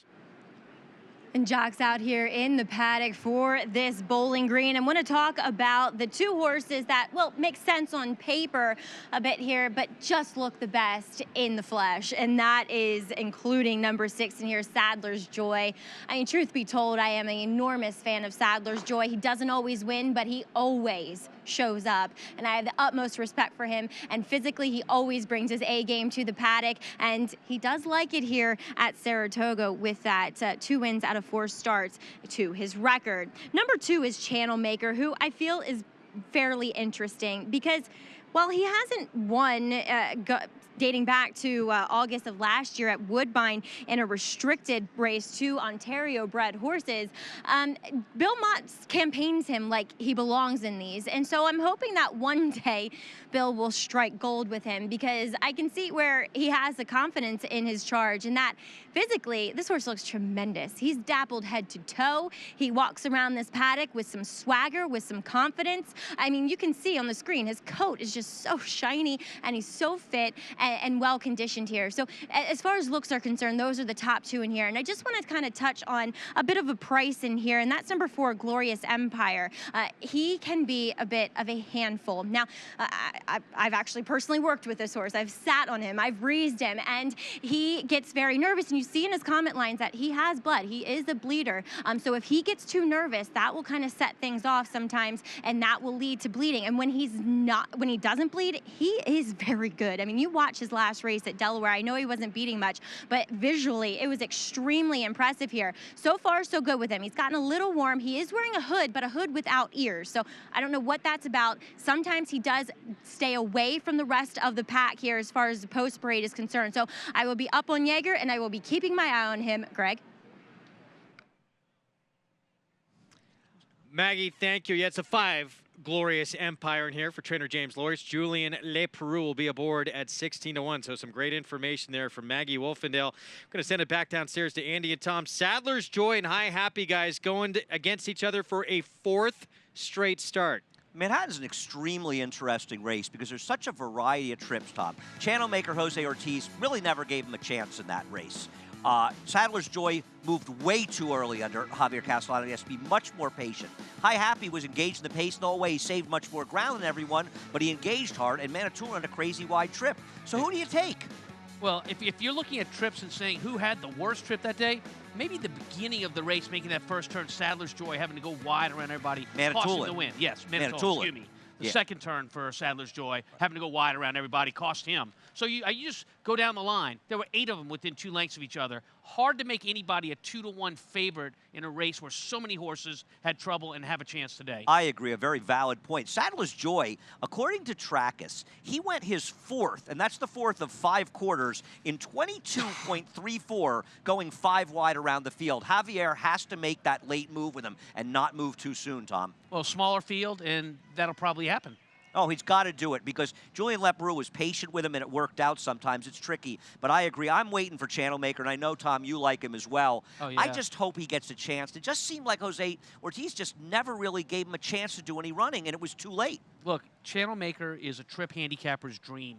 He's not only had 1 bad trip, he's had 2 bad trips in a row. So it sets him up for a big race today, and the trip handicappers know it. Money's showing on him. He's now 7-1. Well, he was buried down in a dead rail when it rained hard, and the rail gets bad in the turf course at Churchill Downs when that happens. And when he got off the rail in the late stages, he did a lot of running in there. I agree. And Bill Mott has shown real confidence with this horse, and I trust in Bill Mott, and I think this is a horse that is better than he looks on paper. A lot going on in this race, a fun race. Even Highland Sky in the rail, Tom. He's a horse that has some ability and ran well last time, but will he like giving the ground? And what about stepping up? He is stepping up to a tougher group. No, he is. And giving the ground, guys, that's a real question as well in this race. These horses don't have a ton of experience on a course that took as much rain as this one did. Yeah, the inner turf listed as soft here for the Grade 2 Bowling Green. Post Parade brought to you by OCD Pellets. Build stronger bone with your 2-in-1 bone and joint supplement. For more information, go to ocdpellets.com. Here is Highland Sky for Barkley Tag and Manny Franco rides. Yeah, it really has been in very good form. Last 2 races have just been elevated, the buyer speed figures. So in good form at 10-1. Hall of Fame trainer Bill Mott sends out channel maker Joel Rosario rides. Just disastrous trips in his last 2 races. Wasn't able to get a chance to run. Loved this horse. Switched my price a little bit better. Here's Bigger Picture for Three Diamonds Farm, trained by Mike Maker with Jose Ortiz. He's been behind High Happy a couple times. He's been behind Sadler's Joy, although he's beaten Sadler's Joy, but a long shot in here. Saracen sent out by Australian Racing Stables for Richard Freeman with Dylan Davis. If they go with blinkers on today, they're searching. And, you know, on a positive note, look, he likes the soft turf. The horse Maggie was talking about, the long shot she liked, Glorious Empire for James Lawrence, Julian Leperoux aboard. Dominating win last time at Delaware, and Jamie Lawrence is a very, very good condition. This horse does have a win here at Saratoga. Sadler's Joy, the Millionaire for Tom Albertrani, has Javier Castellano aboard. Had to go around everybody in the Manhattan, only got beat a neck, ran second. It cost him the race. Smaller field today of only 8 horses should make a difference. High Happy in the barn of Todd Pletcher with John Velasquez. Yeah, you got to love horses like this that just have tactical speed and are always right there. Winner of the Man of War, 3rd in the Manhattan. Tactically, the horse to beat.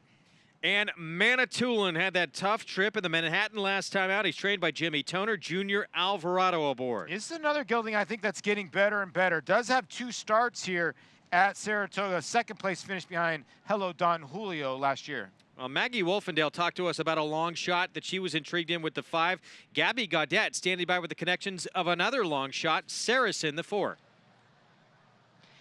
Here with Richard Freeman sending out the number 4 Saracen, and talk a little bit about why he came over or came up here and over here from Australia initially. Well, he's had a few little issues in Australia with bleeding, and they're very tough on them in Australia. And you know, you have a more realistic attitude to them in the United States, so we thought it's a better option for him.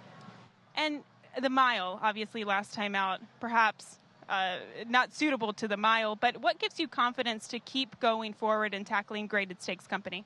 Well, he's a graded stakes winner in Europe, and he hasn't had many starts in Australia at all. Things just didn't go right for him there, and we're really searching for to find some sort of result with him. So this was our next stop. And, well, you know, the mile race at Belmont that he ran in was more like a breeze for him. You know, he was a little too dour for that race. But we needed to get a race into him before we came here. Blinkers on today. What was the reasoning behind that? Well, he's not used to travelling at the tempo of American racing, and we thought that if we put some blinkers on him, he might travel a little more comfortably at that tempo. All right, well, best of luck here. I think we'll need it. Okay, well, not only has Saracen traveled a lot, Greg, so too has Richard. He got here Tuesday. He's leaving right after the race to go to Korea, Japan, and back to Australia. That is a lot of miles he is logging. Saracen, biggest price on the board, the 4 horse at 38-1. And this horse faced the great Winks. I know, right? When he was back in Australia. Yeah, Winks, the great wonder horse over there. That's a colt hero. I mean, unbelievable. You know, this horse has got some good races in the form. Got a couple, almost won a grade 3 at Shanty in 2015. But, I mean, off that last race, really up against it. But again, it's a soft turf. Anything can happen. You're getting 38-1. You brought up tactically how High Happy is going to have things however he wants them in this race, because he can be on the front if he wants to. There's not a ton of other pace in here. He's the 9-5 favorite right now. Does the 5 maybe put some pressure on him? I think he's the other horse in there. Maybe the 9 Manitoulin. When we talked to Jimmy Toner, he wants the horse more forwardly placed, so maybe the 9's the one that sits right outside. Well, I think Glorious Empire is clearly going to lead. I mean, he's got the obvious speed in this race. But, I mean, High Happy's going to be happy sitting 2nd. Maybe Manitoulin sets him in 3rd. How much is pace going to play a role in this race, Tom? Quite a bit. I mean, all you have to do is look at the Manhattan, where the major players come out of, and how close that finish was.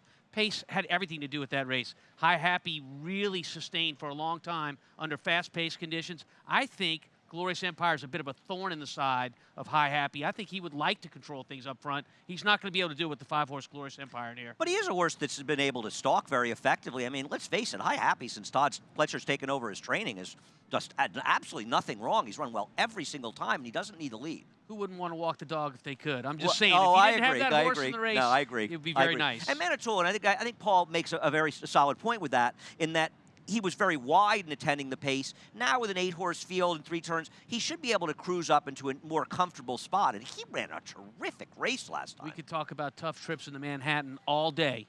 We don't have all day. It's time to bet. Yeah, there were a lot of horses who had plenty of excuses in that race.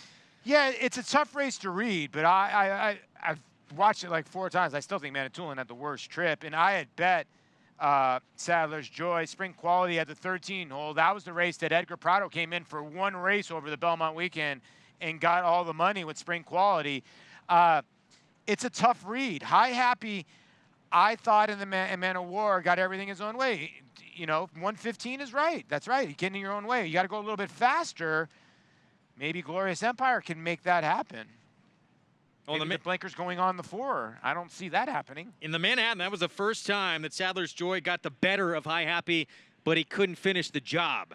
That was at 1.25 miles. Now at 1 3/8 miles, the track where he's shown an affinity for. He has 2 wins here at Saratoga in 4 tries. Maybe today will be the difference. I'm interested in talking a little bit about bigger picture, because we haven't really talked about him, and he's a horse that loves the distance. He lost the Bowling Green by a neck last year. Now, that was an odd race that just completely fell apart, and he made the second to last move. The winner made a last move, but he only lost the Sword Dancer by a half length to Sadler's Joy, money multiplier scratch. And I thought his United Nations last time was a better race than it looks, because that race was really dominated by forwardly placed horses. And he was coming from well back. Good ride, saved a lot of ground, Kenner Carmouche, but I think he ran okay given the circumstances. And you don't have a lot of straightaway at Monmouth Park on that turf course when you turn for home. His finish looked better than anybody else's. He just didn't have enough ground to do it. No, he didn't. Now, maybe he hasn't improved as much as some of the others, but listen, he's running triple-digit buyer speed figures. He's got consistency, and he's being ignored at 11 to 1. Our horse, Channel Maker, I'm going to tell you right now, Tom, I like him, but I think 5 to 1 is an underlay. Yeah, absolutely it is. That's not what I was looking for here. And you don't have a lot to go off with Channel Maker in terms of soft turf conditions. That yielding turf course a couple back didn't run one of the better races of his career. Let's go to Maggie Wolfendale for more. Thanks, Greg. And let's talk a little bit about warm-ups out here. Well, we heard Jimmy Toner stating that he'd like to see Manitoulin closer to the pace, like he was going back to that Manhattan. And it seems as though maybe Junior Alvarado attuned to that as well. He's one of only 2 horses who got a solo warm-up, and Junior just not really giving him a big gallop, but just keeping him on his toes, keeping him awake, and I'm sure he'll be tracking those early leaders of High Happy and Glorious Empire. Next, we'll check in with the other horse that is solo, but that's because he doesn't have a pony. In number 4, Saracen. Poor Saracen. He's the foreigner of this field, and he looks it. He's a little bright-eyed and bushy-tailed out here. They don't have ponies in really any other country except here to lead horses to the post. So Dylan Davis getting a little lead behind Bigger Picture there onto the turf course. But all things considered, this horse has actually come on and does look better than his last effort, which was at Belmont Park. He's a long shot, I know it, but an interesting and fun horse to have here. Greg? All right, Maggie, thank you very much. As you look at Saracen, used to run in Australia. He'd been in France, been all over the globe. And we heard from Gabby, his trainer's got a lot of miles. He's going to log ahead coming up. Biggest price on the board again, 39 to 1. High Happy, though. 7-horse, since he has moved to Todd Pletcher's barn, he, as Andy mentioned, I mean, he has just shown up every single time. He really has. I mean, listen, he's lost a Heart to Heart and Spring Quality. Heart to Heart, we already know what he has, no pun intended, a ton of heart. And he's the one to beat because of the pace in here. But can the 5 keep him close? Because if that does happen, it's going to include the inside horses, the horses that with a lot of late kick. And again, we're throwing in the big wrench here. What do you do with the condition of this inner turf course here? Labeled as soft. Who is going to take to that with the give in the ground? Just don't know. You really don't. It's almost like a sloppy racetrack. No 2 soft turf courses or yielding turf courses are the same. Loading up for the grade 2 Bowling Green. 1 3/8 on the inner turf. High Happy trying to win for the 3rd time in the last 4 starts since moving to the barn of Todd Pletcher. Can he get it done here in the Bowling Green? Let's send it upstairs to the voice of New York racing for the call. Here's Larry Comas. And here is Manitoulin coming up to the outside stall here. Goes forward and in. They're all in line. Bit restless, there's Glorious Empire. They're off in the Bowling Green. Channel Maker is sent out of there with Glorious Empire, who will grab the early lead into the first turn. High Happy is prominent early too. And then it's Saracen taken back inside of Manitoulin. In behind them, Sadler's Joy, Highland Sky on the inside, and Bigger Picture is just 7 lengths off of front-running Glorious Empire, who will lead them through the first quarter mile here on top a length and a half. High Happy is second on the outside. Channel Maker is third and Manitoulin fourth, entering the stretch first time around. At a break of another 2 lengths more, back to Saracen, who's down on the inside, then Sadler's Joy. The first quarter was 26.07 seconds. Highland Sky and Bigger Picture together at the back of the pack, so the pace is slow over this soft going here. Glorious Empire and Julien Leparoux setting the way. In front by 2 over High Happy in second. Manitoulin is third on the outside. Channel Maker is fourth, some 5 lengths from the front, with Sadler's Joy right behind. Then Saracen to the inside, followed by Highland Sky, and the early trailer here is Bigger Picture. 51.69 was the half mile for the uncontested Glorious Empire, who will lead them on to the backstretch. High Happy kept close by John Velasquez, just a length and a half behind. Manitoulin tracks them from third. Channel Maker is fourth on the outside. Saracen is fifth, 5 lengths from the front. Sadler's Joy unhurried, and racing inside of Sadler's Joy is Highland Sky, while Bigger Picture trails 8 lengths from the front after 3 quarters in 1:17.01. Glorious Empire on top all the way so far. High Happy getting a bit of a nudge here to keep up now as Glorious Empire kicks away by almost 2 lengths into the turn. It's led every step of the way so far. High Happy has been in pursuit all the way. Channel Maker just went by Manitoulin. Sadler's Joy is being set down now, and he's 4.5 lengths off the lead. Bigger Picture is coming too as he moves alongside of Sadler's Joy.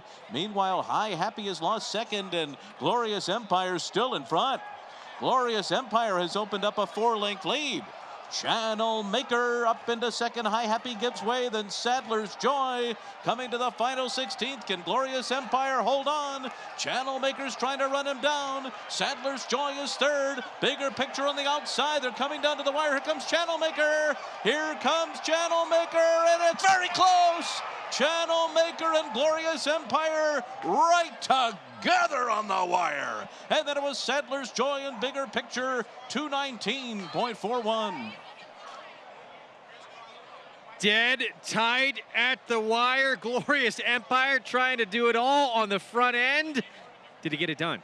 You get the feeling that just about nobody handled this turf except for Glorious Empire. I'm not even sure Channel Maker loved it. Feels like the bomb held on in this race, and speed can be deadly. Tom and I like Channel Maker. He had every reason to get up. I don't think he got there, Tom. Unfortunately, I don't either. And, you know, pace makes the race. The conditions of the course probably had a lot to do with today, but a big, big effort from Glorious Empire stretching out to this distance for the first time. Yeah, this is really close, guys, and I think you guys are both wrong here. I think we got it. You guys might have got the bob of life here with the 2. You know, the crazy part is the 2 was high-headed the whole way. It looked like he was not having any fun on the inside, but when Joel Rosario got him to the outside, it's when he took off. And give the 5 a little bit of credit here. He did kick back a tiny bit. He's stopping, but he's trying his heart out right here. Oh, I give him a lot of credit, Paul. I totally agree with you. I mean, Channel Maker, maybe he got the bob and got up, and I got to tell you, Tom and I are really hoping he did, but I mean, the 5 was slowing down, but you're right, Paul. He didn't come to a dead stop. Gosh, this is wicked close. Now, when you watch the close, it looks like the 5 held on. The 2 got the best bob, but the 5 might have been physically in front. I think this is either the 2 or a heater. This is very close. Sadler's Joy, again, in between horses, was trying to make that move. Stewart's still taking a look at this, or the placing judges, excuse me. And again, you know, we got the bob. You're right, Paul, about that. We got the bob. The 2 got the bob. It's just whether he was in front, Andy, because the 2 got the best of the bobs. This is very, very, very tight. Oh. If we get the bob, I'm going to say I feel really bad for the 5 taking a tough beat. Dead it heat. is a dead heat. Wow.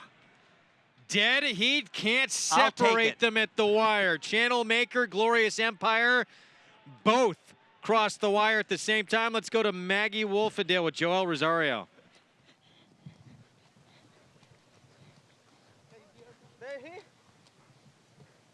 Oh my gosh, out here with Joel Rosario. Did I get it? Did you get it, Julian? Well, you both got it, Joel.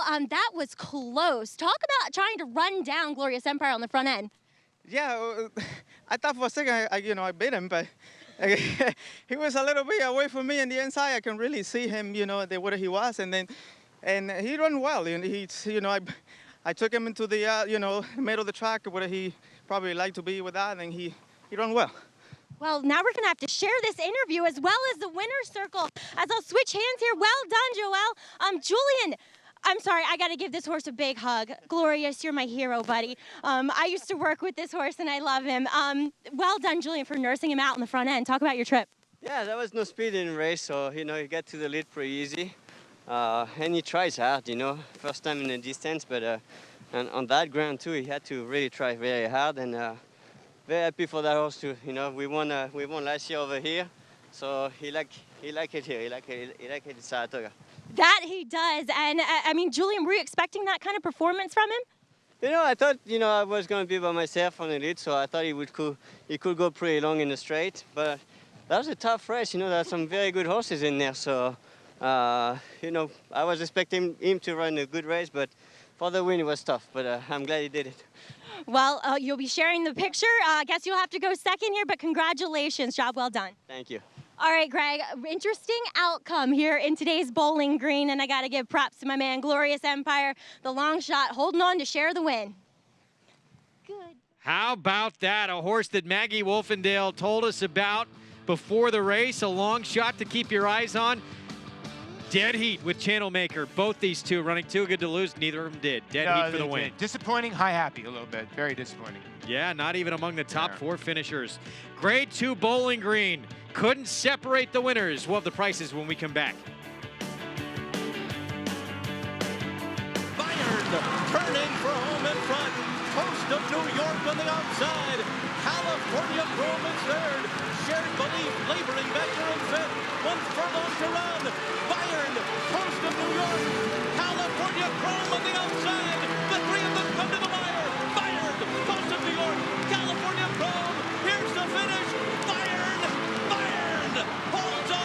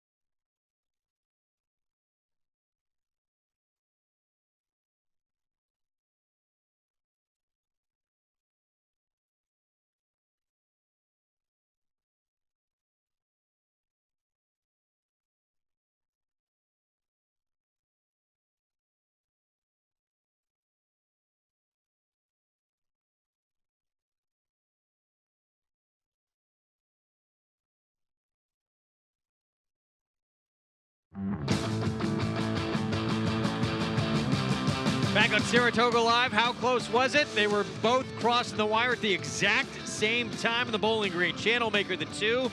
Glorious Empire, the 5, trying to do it every step of the way in the front end. Dead heat. Yeah, congratulations to all the connections. Channel Maker, Walk Toss Stable, and our good friend of the program, Gary Barber. English Channel out of the Horse Chestnut mare In Return. That one was bred in Ontario, Canada. And then Glorious Empire, a 7-year-old gelding by Holy Roman Emperor, the pivotal mare, Humble and Proud. Now 8 for 22 lifetime. If you had that pick 3, it paid $100 to the 5, 20 some odd dollars to the 2. So big difference in the pick 3s. And for Glorious Empire, the 5, there you see him. He didn't have a win of this type anywhere on his resume. No, he didn't. I mean, Julian did an unreal job of, you know what Tom said earlier, walking the dog. And boy, did he walk it in 117. I don't care how soft a course you have. Julian always has something left in the tank. But Rosario and Channel Maker, we talked about it. They had the best kick home, and they were able to at least tie at the end. Standing by with half of the winning connections. Let's go to Gabby Gaudet. Exactly right, Greg. Half of the winning connections, Bill Mott. Man, that was something today. How did you call it initially? Well, it was too close for me to call, and as I was coming down the steps, I said, you know what, it could have been a dead heat because they showed the slow motion a couple times, and it looked like maybe it was. You've had a lot of confidence in this horse and how you've placed him. Are you happy to see it finally pay off today? Well, exactly. I mean, you know, we've had him in some very tough races, and he's a sort of a come-from-behind horse. He's sometimes has to, deal with a lot of traffic, and he's had some trips where he's been stopped and shuffled around a little bit, and he got a good clear run today, and it paid off. We got there, but, you know, I wish we would have got there 1 inch closer further, but it was still a good race. So I'm proud of the horse and proud of everybody that's done the good job with him, all my help, and thankful, you know, to the owners that have let us run him in these good races. Well, congratulations. Thank you. All right, it feels good to win a half. It feels a little bit better to win whole, Greg. Well, that's how competitive these guys are. That's a Hall of Fame trainer who's accomplished just about everything you can in a career, but he wanted this thing all to himself. Give me that inch. I want that inch. I want that W. And tough beat if you had the 5 there in your pick 5, but still, they play evenly, but still, it's a good result if you're still alive. Naira Betts, late pick 5, follow along, just shy of $300,000 in that pool. Dead heat in the Bowling Green. We have the grade 2 Jim Dandy. Still to come. Bill Motti won the Curlin with Hofberg. Dead heats in the Bowling Green. Once again, among the world's leading sires of stakes horses and graded stakes horses, Warfront has sired 8 champions and 8 millionaires. Recent Grade 1 winners include Lancaster Bomber, American Patriot, Avenge, Roly-Poly, War Flag, and Europe's 2017 champion 2-year-old colt, U.S. Navy Flag. In the sales ring, his yearlings continue to bring prices well over $1 million. International Super Sire Warfront, standing at Claiborne Farm. Success starts at Saratoga. The Saratoga Selected Yearling Sale has established a reputation for high quality and high performance. Recent graduates include Grade 1 winners Avenge, Bolt d'Oro, and Moonshine Memories, and 2017 Breeders' Cup champions Battle of Midway, Stormy Liberal, and Rushing Fall. The nation's #1 sale by percentage of Grade 1 winners, the Fasig-Tipton Saratoga Sale, August 6th and 7th. We found Breeders' Cup champion Rushing Fall at Saratoga. Where will you be?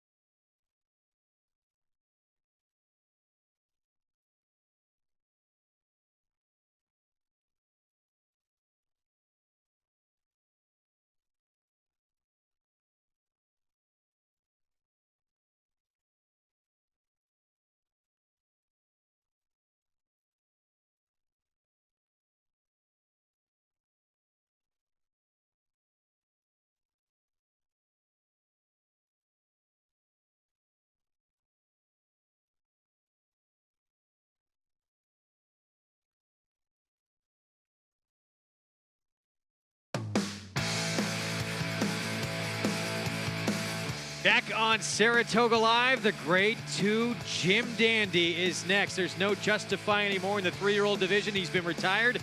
Who will take over the mantle and step up and be the top dog in the 3-year-old division? Dwayne Lucas hopes to have a say with a horse here coming up in Sporting Chance. We saw him in a hopeful win a Grade 1 here last year, swerving all over the racetrack. That's kind of been the way he does things, but he still came up with a Grade 1 win. Yeah, he's got a little mind of his own, so they're going to try to put blinkers on him, and I would think he's going to be on the engine and the one to catch in here, along with Flame Away on the inside. The 1 and the 4, look for them early.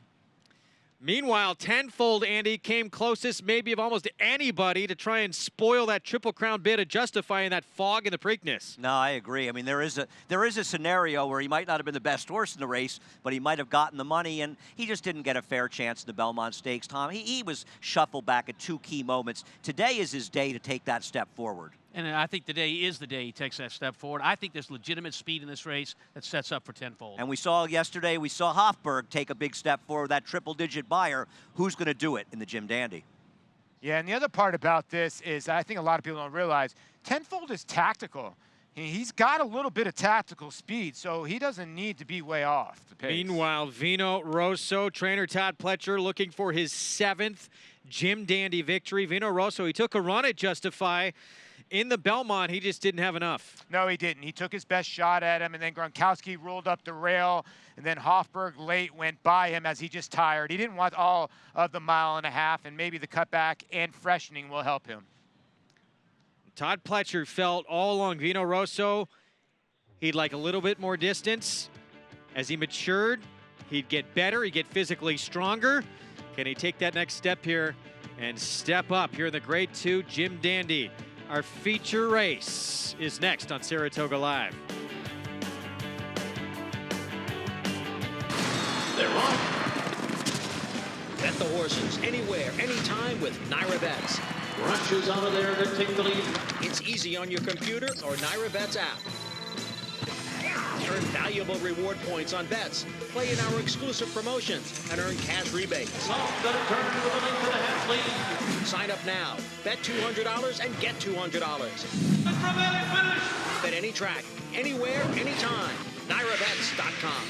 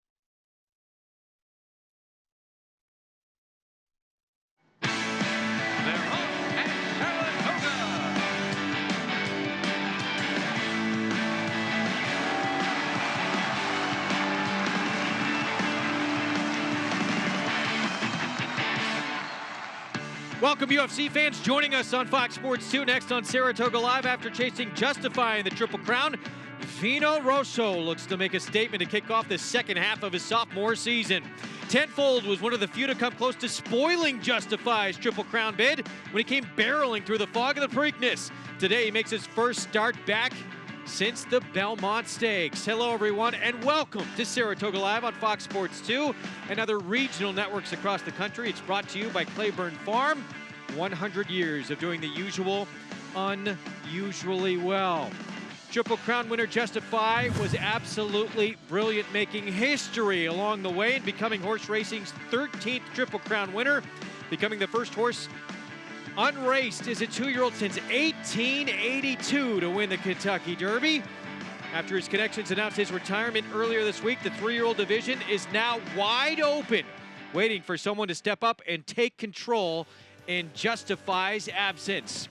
Welcome to the premier race meet in all the country. 3-year-olds taking center stage here at Saratoga. Greg Wolf alongside former New York Met and Los Angeles Dodger Paul LaDuca. So who will step up with Justify now to the sidelines here, moving to that second career at stud Vino Rosso, Wood Memorial winner, making his first start back since the Belmont Stakes. Yeah, his biggest shining moment was the Wood at Aqueduct in South Ozone Park, New York. And then he went to Kentucky Derby after that. It did not work out. Came back to the Belmont, which is his backyard, and he ran an okay fourth, but a suspect fourth. Well, whenever there's a big race, for years and years, Dwayne Lucas said, I'm going to be part of it. He is today as well with Sporting Chance. He'll be ridden by Luis Saez. Let's go to Gabby Gaudet for more. Greg, yes, Luis Saez back in the saddle here today. But Luis, go back to last year in the Grade 1 hopeful and talk about what this horse did down the stretch. Yeah, well, you know, he surprised me that day when I switched my stick to my left hand. He took up, and well, a couple months then he did it again in the bluegrass. But I don't know. I think he don't like to get beat, you know. So soon when you hit on the left. But on the right, he's fine. But, you know, today we want to try to not hit him, you know. So that was going to be my question. Since he has done this several times in the past, the last time you were on him was in the bluegrass. He did it as well. Do you ride him differently today? Well, I'm going to try to do something different, you know. I'm going to give it all, you know, everything. But we're going to try to be careful with him, you know. And I think he's going to run pretty good, you know. Does it give you confidence knowing that you know this horse and his quirky behavior? Yeah, definitely. They give me confidence. I know he's a runner. I know he's going to be all right, and I just have to be careful with him. I think he don't like to get beat too much, you know. Of course. Oh, best of luck here, Louis. Thank you so much. All right, Greg. Well, Dwayne Lucas went back to Luis Saez because he said he does know him so well. He has a rapport with this horse. Maybe he can be part of the solution here to get him to stop being so quirky on the racetrack. Yeah, listen, when you have tough horses to ride, you try to find guys that can get along with it. I'm sure Tom could speak more to this, but they're putting blinkers on. They got one way to go, and you can see Dwayne Lucas, he has danced this dance before way too many times, and he's smiling and doesn't look like he's nervous at all. But the son of Tisnow looks like the one to catch. Let's bring in Andy Serling, trainer Tom Amos. He's going to have Lone Sailor in the Haskell Invitational later this weekend. But Andy, his horse a lot like his sire, who is very quirky himself, Tisnow. Yeah, he is a weird horse. I don't think Sporting Chance wants to get the distance. And, you know, Tom, you hit on it before. You think the pace is going to be honest because Flame Away is clearly going from the inside and Sporting Chance has speed as well. Re-Ride's not slow either. And is Steve Asmussen thinking Re-Ride might get involved in the pace to perhaps help the horse Tenfold? Are you asking me whether the 3-horse Re-Ride is going to be a rabbit for a stablemate Tenfold? We don't use that term rabbit around here anymore. But, yes, at least keep it honest. Subtly and not letting their plans known to anybody, I see Re-Ride being sent, the 3-horse, to keep Flame Away, the 1-horse, company on the front end. As far as Sporting Chance goes, the horse we were just talking about of Dwayne Lucas, the 4-horse, he is so much better composed than when I saddled against him at the Preakness. He was a mess that day, sweaty, was not going to run his race. He looks really good and much improved from his Preakness effort. But they all got to handle this horse Tenfold as well as Vino Rosso also. And I ultimately think these are the two that may decide this race. I believe in Tenfold and believe he's going to take that step forward, similar to what Hofberg did in yesterday's Curlin. His Belmont was not a clean trip for him. He gave up position on the rail and gave that spot to Gronkowski. Gronkowski got the second spot because he gave it up. He was unlucky in that race, Greg. He certainly was. Tenfold, lightly raced. As the guys mentioned, this will just be the 6th start of his career. He is on board as this, on the board, I should say, as the second choice at 2-1 here for the Grade 2 Jim Dandy. Time for a paddock report right now with Maggie Wolfendale. It's brought to you by Hillendale Farm, now standing Curlin for $150,000. Thanks, Greg. And let's check in with the two inside runners. And to be honest, those were the two that caught my eye the most here in the paddock. We'll begin with number 1, Flame Away, as he comes off a okay effort, I should say, in the Ohio Derby. Maybe it was a result of needing that proverbial race after not being seen since the Kentucky Derby. But boy, what a good-looking, athletic horse. He's got the scope, he's got the size, and he's got the demeanor. I know he looks as though he might be the pace horse in here. And maybe he is. Maybe they do take advantage of that inside post, but it's not as if he's really riled up or sharp. And they did keep him quiet. He remained in the saddling stall for most of the time here in the paddock, but he's got the right look in his eye, that's for sure. As number 2, Tenfold, as Andy and the guys over on the set were talking about, this horse might be the one that is ready to take that step forward. Physically, I think he has done so. Going back to the Belmont, maybe just kind of pairing those races back to back in 3 weeks from the Preakness to the Belmont, maybe took a little out of him when he arrived in New York, because he has put on some weight here for Steve Asmussen, and I like what I'm seeing from this runner, Tenfold. He is the one on the rise, I think, Greg. Will he take over the mantle with Justify retired into the sidelines? We're going to find out. The Grade 2 Jim Dandy is next. You can play this race and all the great racing we show you each and every day here on Saratoga Live by getting signed up and started with Naira Bets. $200 new member bonus. Use the promo code Saratoga Live to take advantage. Bet any track, anywhere, anytime. Go to NairaBets.com or download the Naira Bets app. The Grade 2 Jim Dandy presented by Naira Bets is next. Purse of $600,000. And then race 11 to close things out. That'll be on the turf and allowance optional claiming race at 1 1/8 miles. Weather and track conditions presented by Piranha Fly Spray, the preferred fly spray of the Saratoga Racecourse.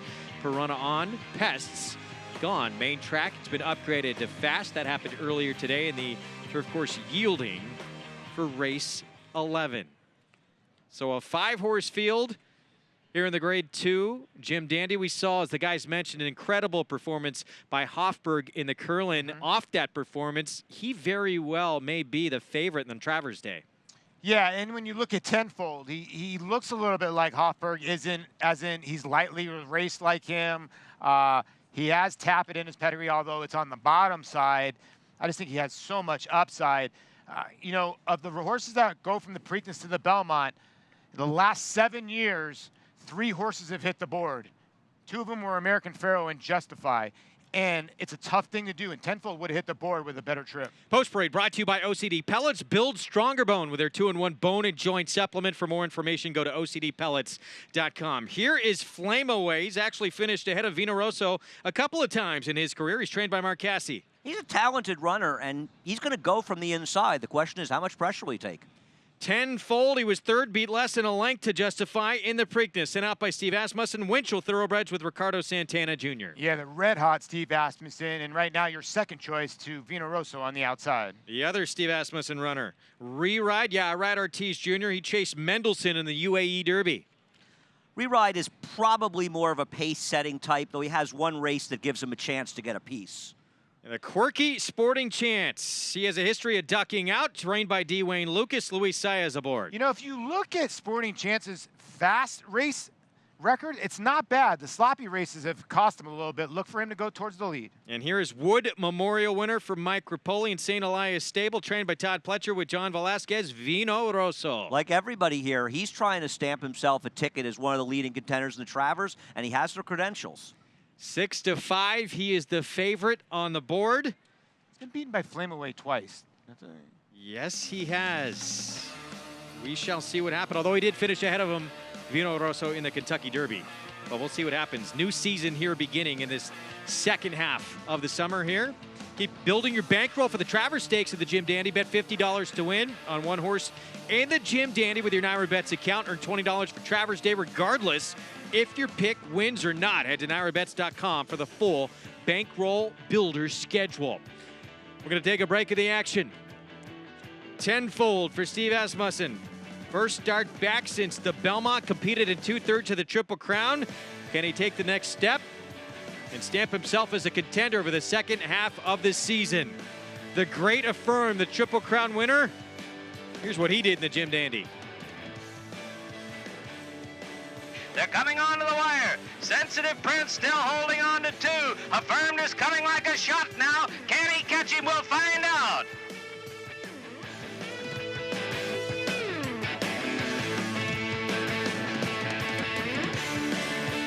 This 3-time graded stakes winning millionaire defeated 20 Grade 1 winners. In the Dixie Stakes, he defeated Canadian champion and horse of the year Up With the Birds and set a new course record at Saratoga.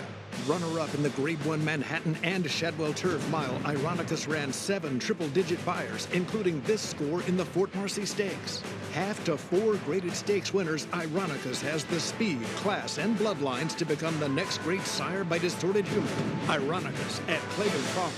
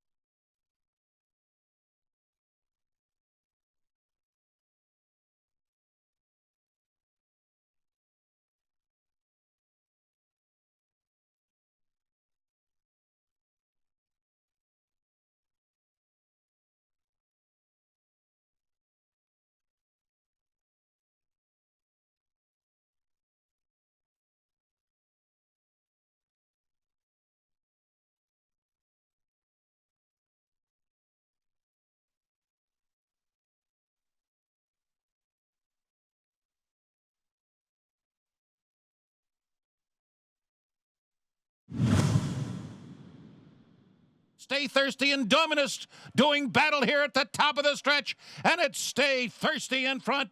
Dominus is a neck behind, but he's fighting hard every step. Less than a furlong to go. Stay Thirsty and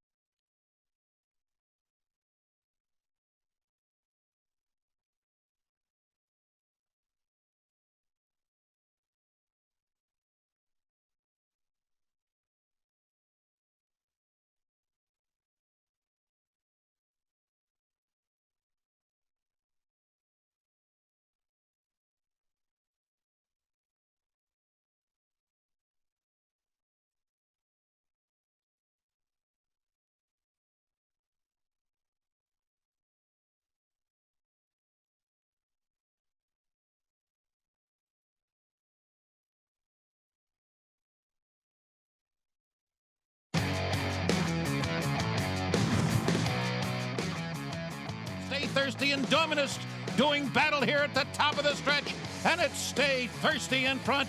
Dominus is a neck behind, but he's fighting hard every step. Less than a furlong to go, with Moonshine Mullen now third.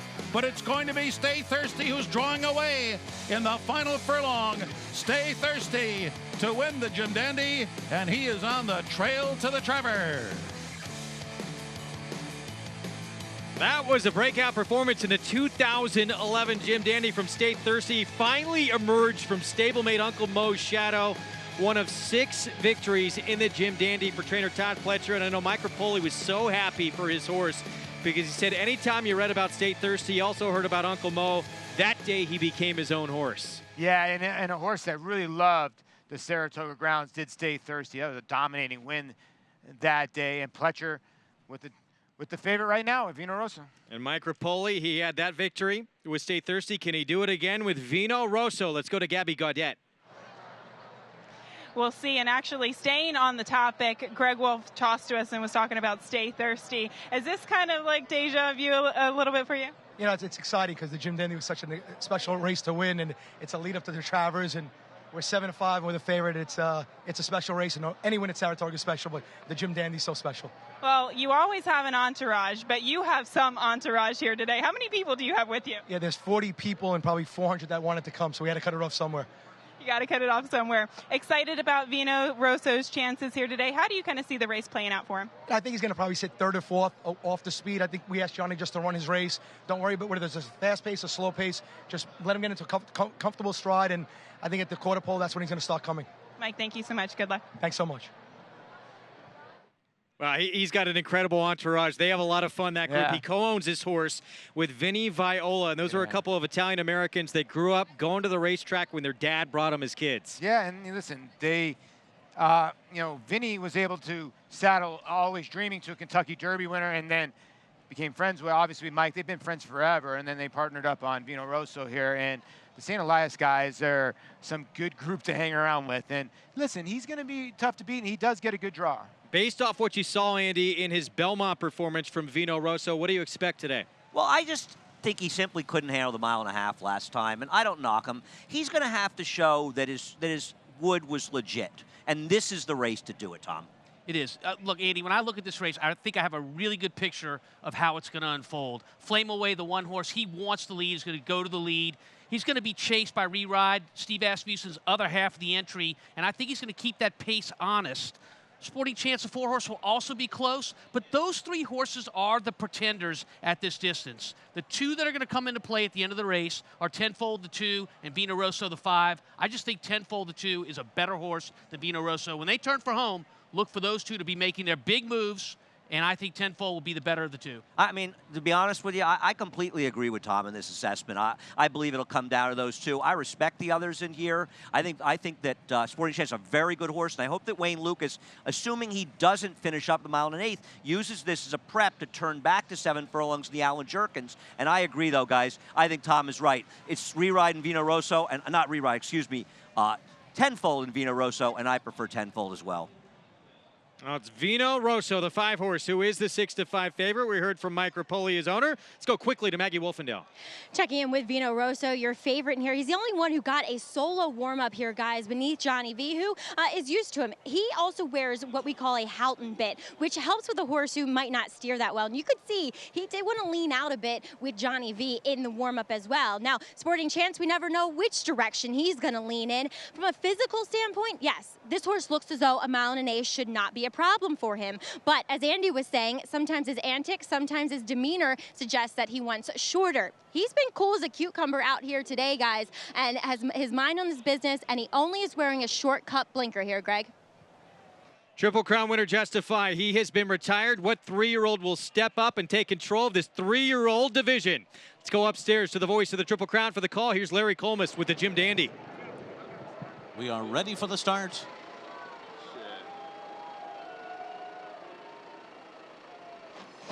They're off in the Jim Dandy. And Flame Away is sent right out to the early lead. Tenfold is up on the pace 2, and Reride came out running in 3rd. Sporting Chance 4th. Vino Rosso will duck to the inside and trail the field early. 5.5 lengths off of dueling leaders Flame Away and Tenfold, who set the pace here in the Jim Dandy. Reride is 3rd, racing 3 lengths off the lead. Sporting Chance 6 lengths behind early on, and 3 clear of Vino Rosso. 23.9 opening quarter mile, moving right along to the backstretch. Flame Away and Tenfold, a neck apart. These 2 vie for early command here. Reride is 3 lengths off of them. Sporting Chance is next. Vino Rosso just lingering well behind here. He's about 11 lengths off the lead as they continue up the backstretch with Flame Away a 1/2 length on top of Tenfold. The first 1/2 mile, 47.16 seconds. Reride tracks them. Then comes Sporting Chance, and Vino Rosso still last, but a bit closer now. He's only 7 lengths behind with a 1/2 mile to go. Flame Away on top. Tenfold continues to run with him, and now they're just a head apart. They're clear from Reride. Sporting Chance. Vino Rosso is still last. John Velasquez really motivating him. He needs to get moving. 3/4 up in 111.88 seconds, and they're coming to the top of the stretch.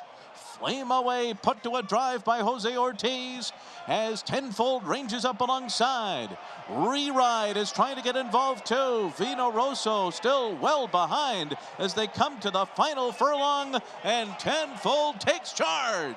Ricardo Santana Jr. and Tenfold have taken the lead, moving away from Flame Away. Vino Rosso kicking it in late. Tenfold is bearing out through the stretch, but Tenfold will win the Jim Dandy. Flame Away held off Vino Rosso for the place, and Re-Ride was fourth in a final time of 1 minute 50.49 seconds.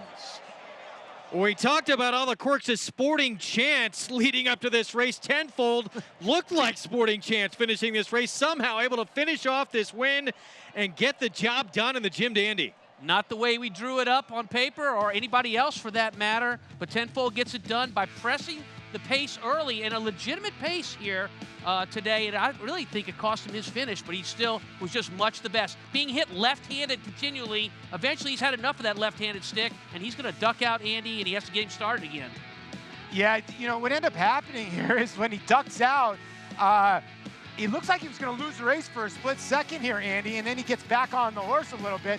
Vino Rosso looked hopeless, and he was a jump away from running second. What a weird run race. Yeah, you know, I agree, and give all the credit to Tenfold. And you have to say that Ricardo Santana, his plan was to be aggressive. He almost rode the race like he thought the horse to beat was Flame Away, and maybe they were right. Vino Rosso, if yours connections, I mean, yeah, he was running at the end, but was he really just picking up ground on horses that were dead tired? I think we'll learn from Asmussen what the strategy was, but I have to believe a lot of it had to do with how this racetrack has played over the last 2 days. Speed has been very prominent in winner's circle pictures. Yeah, Tom, good point. Yeah, Just good point. did not want to let the lone speed potentially get too far away in here. Let's go to Maggie Wolfendale for more. And here with Tenfold and Ricardo Santana, who, Ricardo, you're just having a great meet here as I have too much stuff in my hands for 1 second. Yes, please. But he bore out a little bit in the stretch. Did he scare you as much as he scared all of us?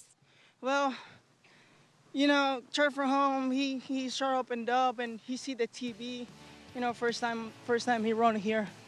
And he is scaring me too. He get out a little bit, and then I don't know what to do, if he hit it or him right. But thanks God, we passed the wire first, and that's one of my favorite horses. It's amazing. We won one of your favorite horses, you know, more than in Saratoga. And I'm blessed to God. I have a great meet here, and I feel blessed to be riding here. And what about for the guy you're riding for? You guys are teaming up to have one big Saratoga so far in just the first 2 weeks. Well, you know, I come from a long way with him since I was 18 years old, and he always supported me. He always give it to me great opportunity and big horses, and I feel really blessed to be part of his team and all my group working for Steve. Yeah, your relationship with Steve Asmussen has been tremendous, and it's really nice to see you guys come along together. But Ricardo, in regards to Tenfold here again, every time he's led over, he seems to be getting better. Is that true? Do you think he deserves a big shot in the Travers? Well, he's the horse that he always improve, and you know, I think we got a great fusion with this horse. Steve doing an amazing job. Mr. Scott and all the group, the groom, the walkers, you know, they're doing, the galloper guy, they always do great job on the horses, and I feel that I have a lot of great future with this horse. Well, we hope you do too. In about a month from now, Ricardo, enjoy this win here today on Tenfold. Thank you so much, Maggie. All right, guys, walking next to him, he knows he won. He is one classy dude, despite giving us a little scare in the stretch. 3-win day for Ricardo Santana Jr. Tenfold gets the win, and I'm going to pose this question. I don't know the answer to this. So Andy brought up the question, was this just some tired horses here getting to the wire? But you take Tenfold really out of his game, what he doesn't really want to do, and he's still able to hang on and win this race at 1 mile and 1/8. Totally agree, Greg. Totally agree. Yeah, I'm with you, Andy. Listen, I thought Ricardo rode a smart race. He felt like Flame Away's got a little bit of quality. He knows he has to get the first jump on Vino Rosso, and that's what he did. And he never looked like a loser until he started ducking out there.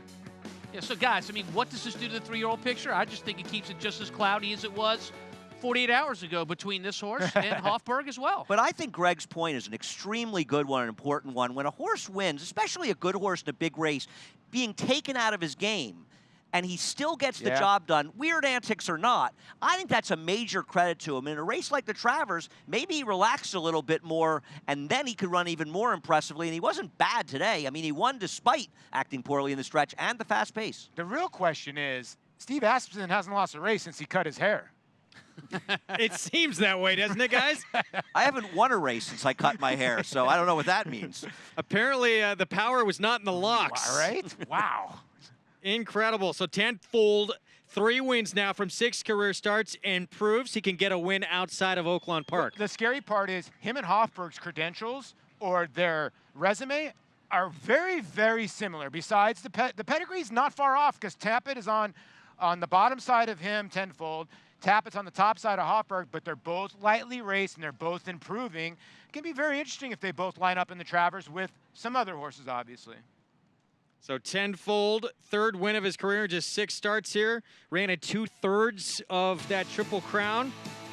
Got a little freshening and gets the job done here in the Jim Dandy. Returns $5.50 for the win. And again, you made this point too. You pointed out to me how fast Vino Rosso was flying. Don't write him off yet.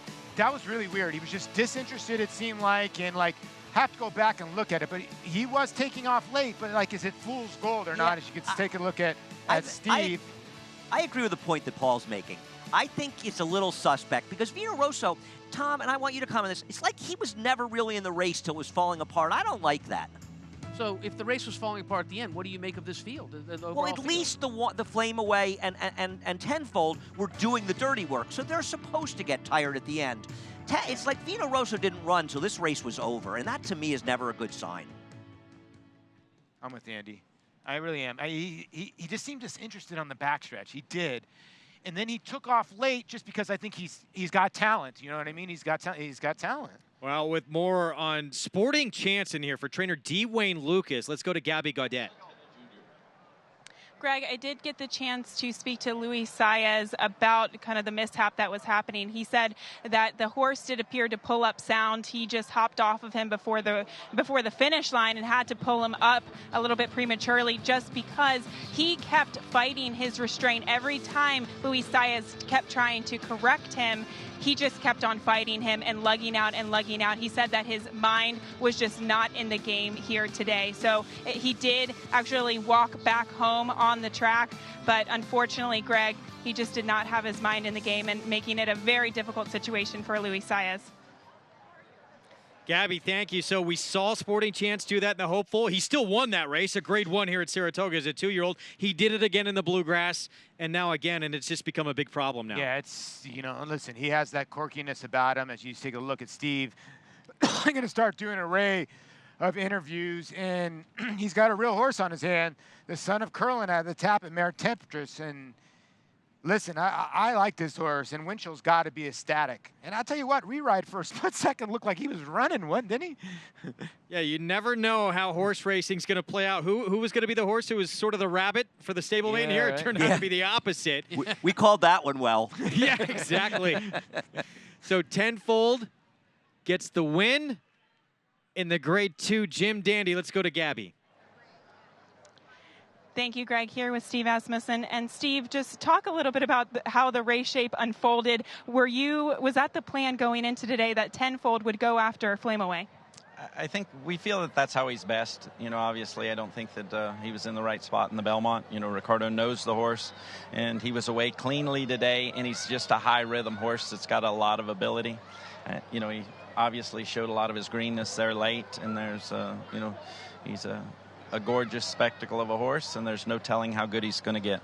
He did show a little bit of that greenness here today, but does that show you that with maturity, this horse is just going to get that much better? Well, he has a very young attitude about him. He's always been that way, and that's why he's so lightly raced to this point. But we wish that hopefully he'll one day realize how good he actually is and take it serious. This performance today, does this give you confidence moving forward to the Travers? Well, it's a very big win for him. I mean, he was only had a maiden win under his, actually another than, condition win under his belt. For him to win the Jim Dandy today is a big step forward, but obviously we have huge plans for him. Congratulations, Steve. Thank you. Greg?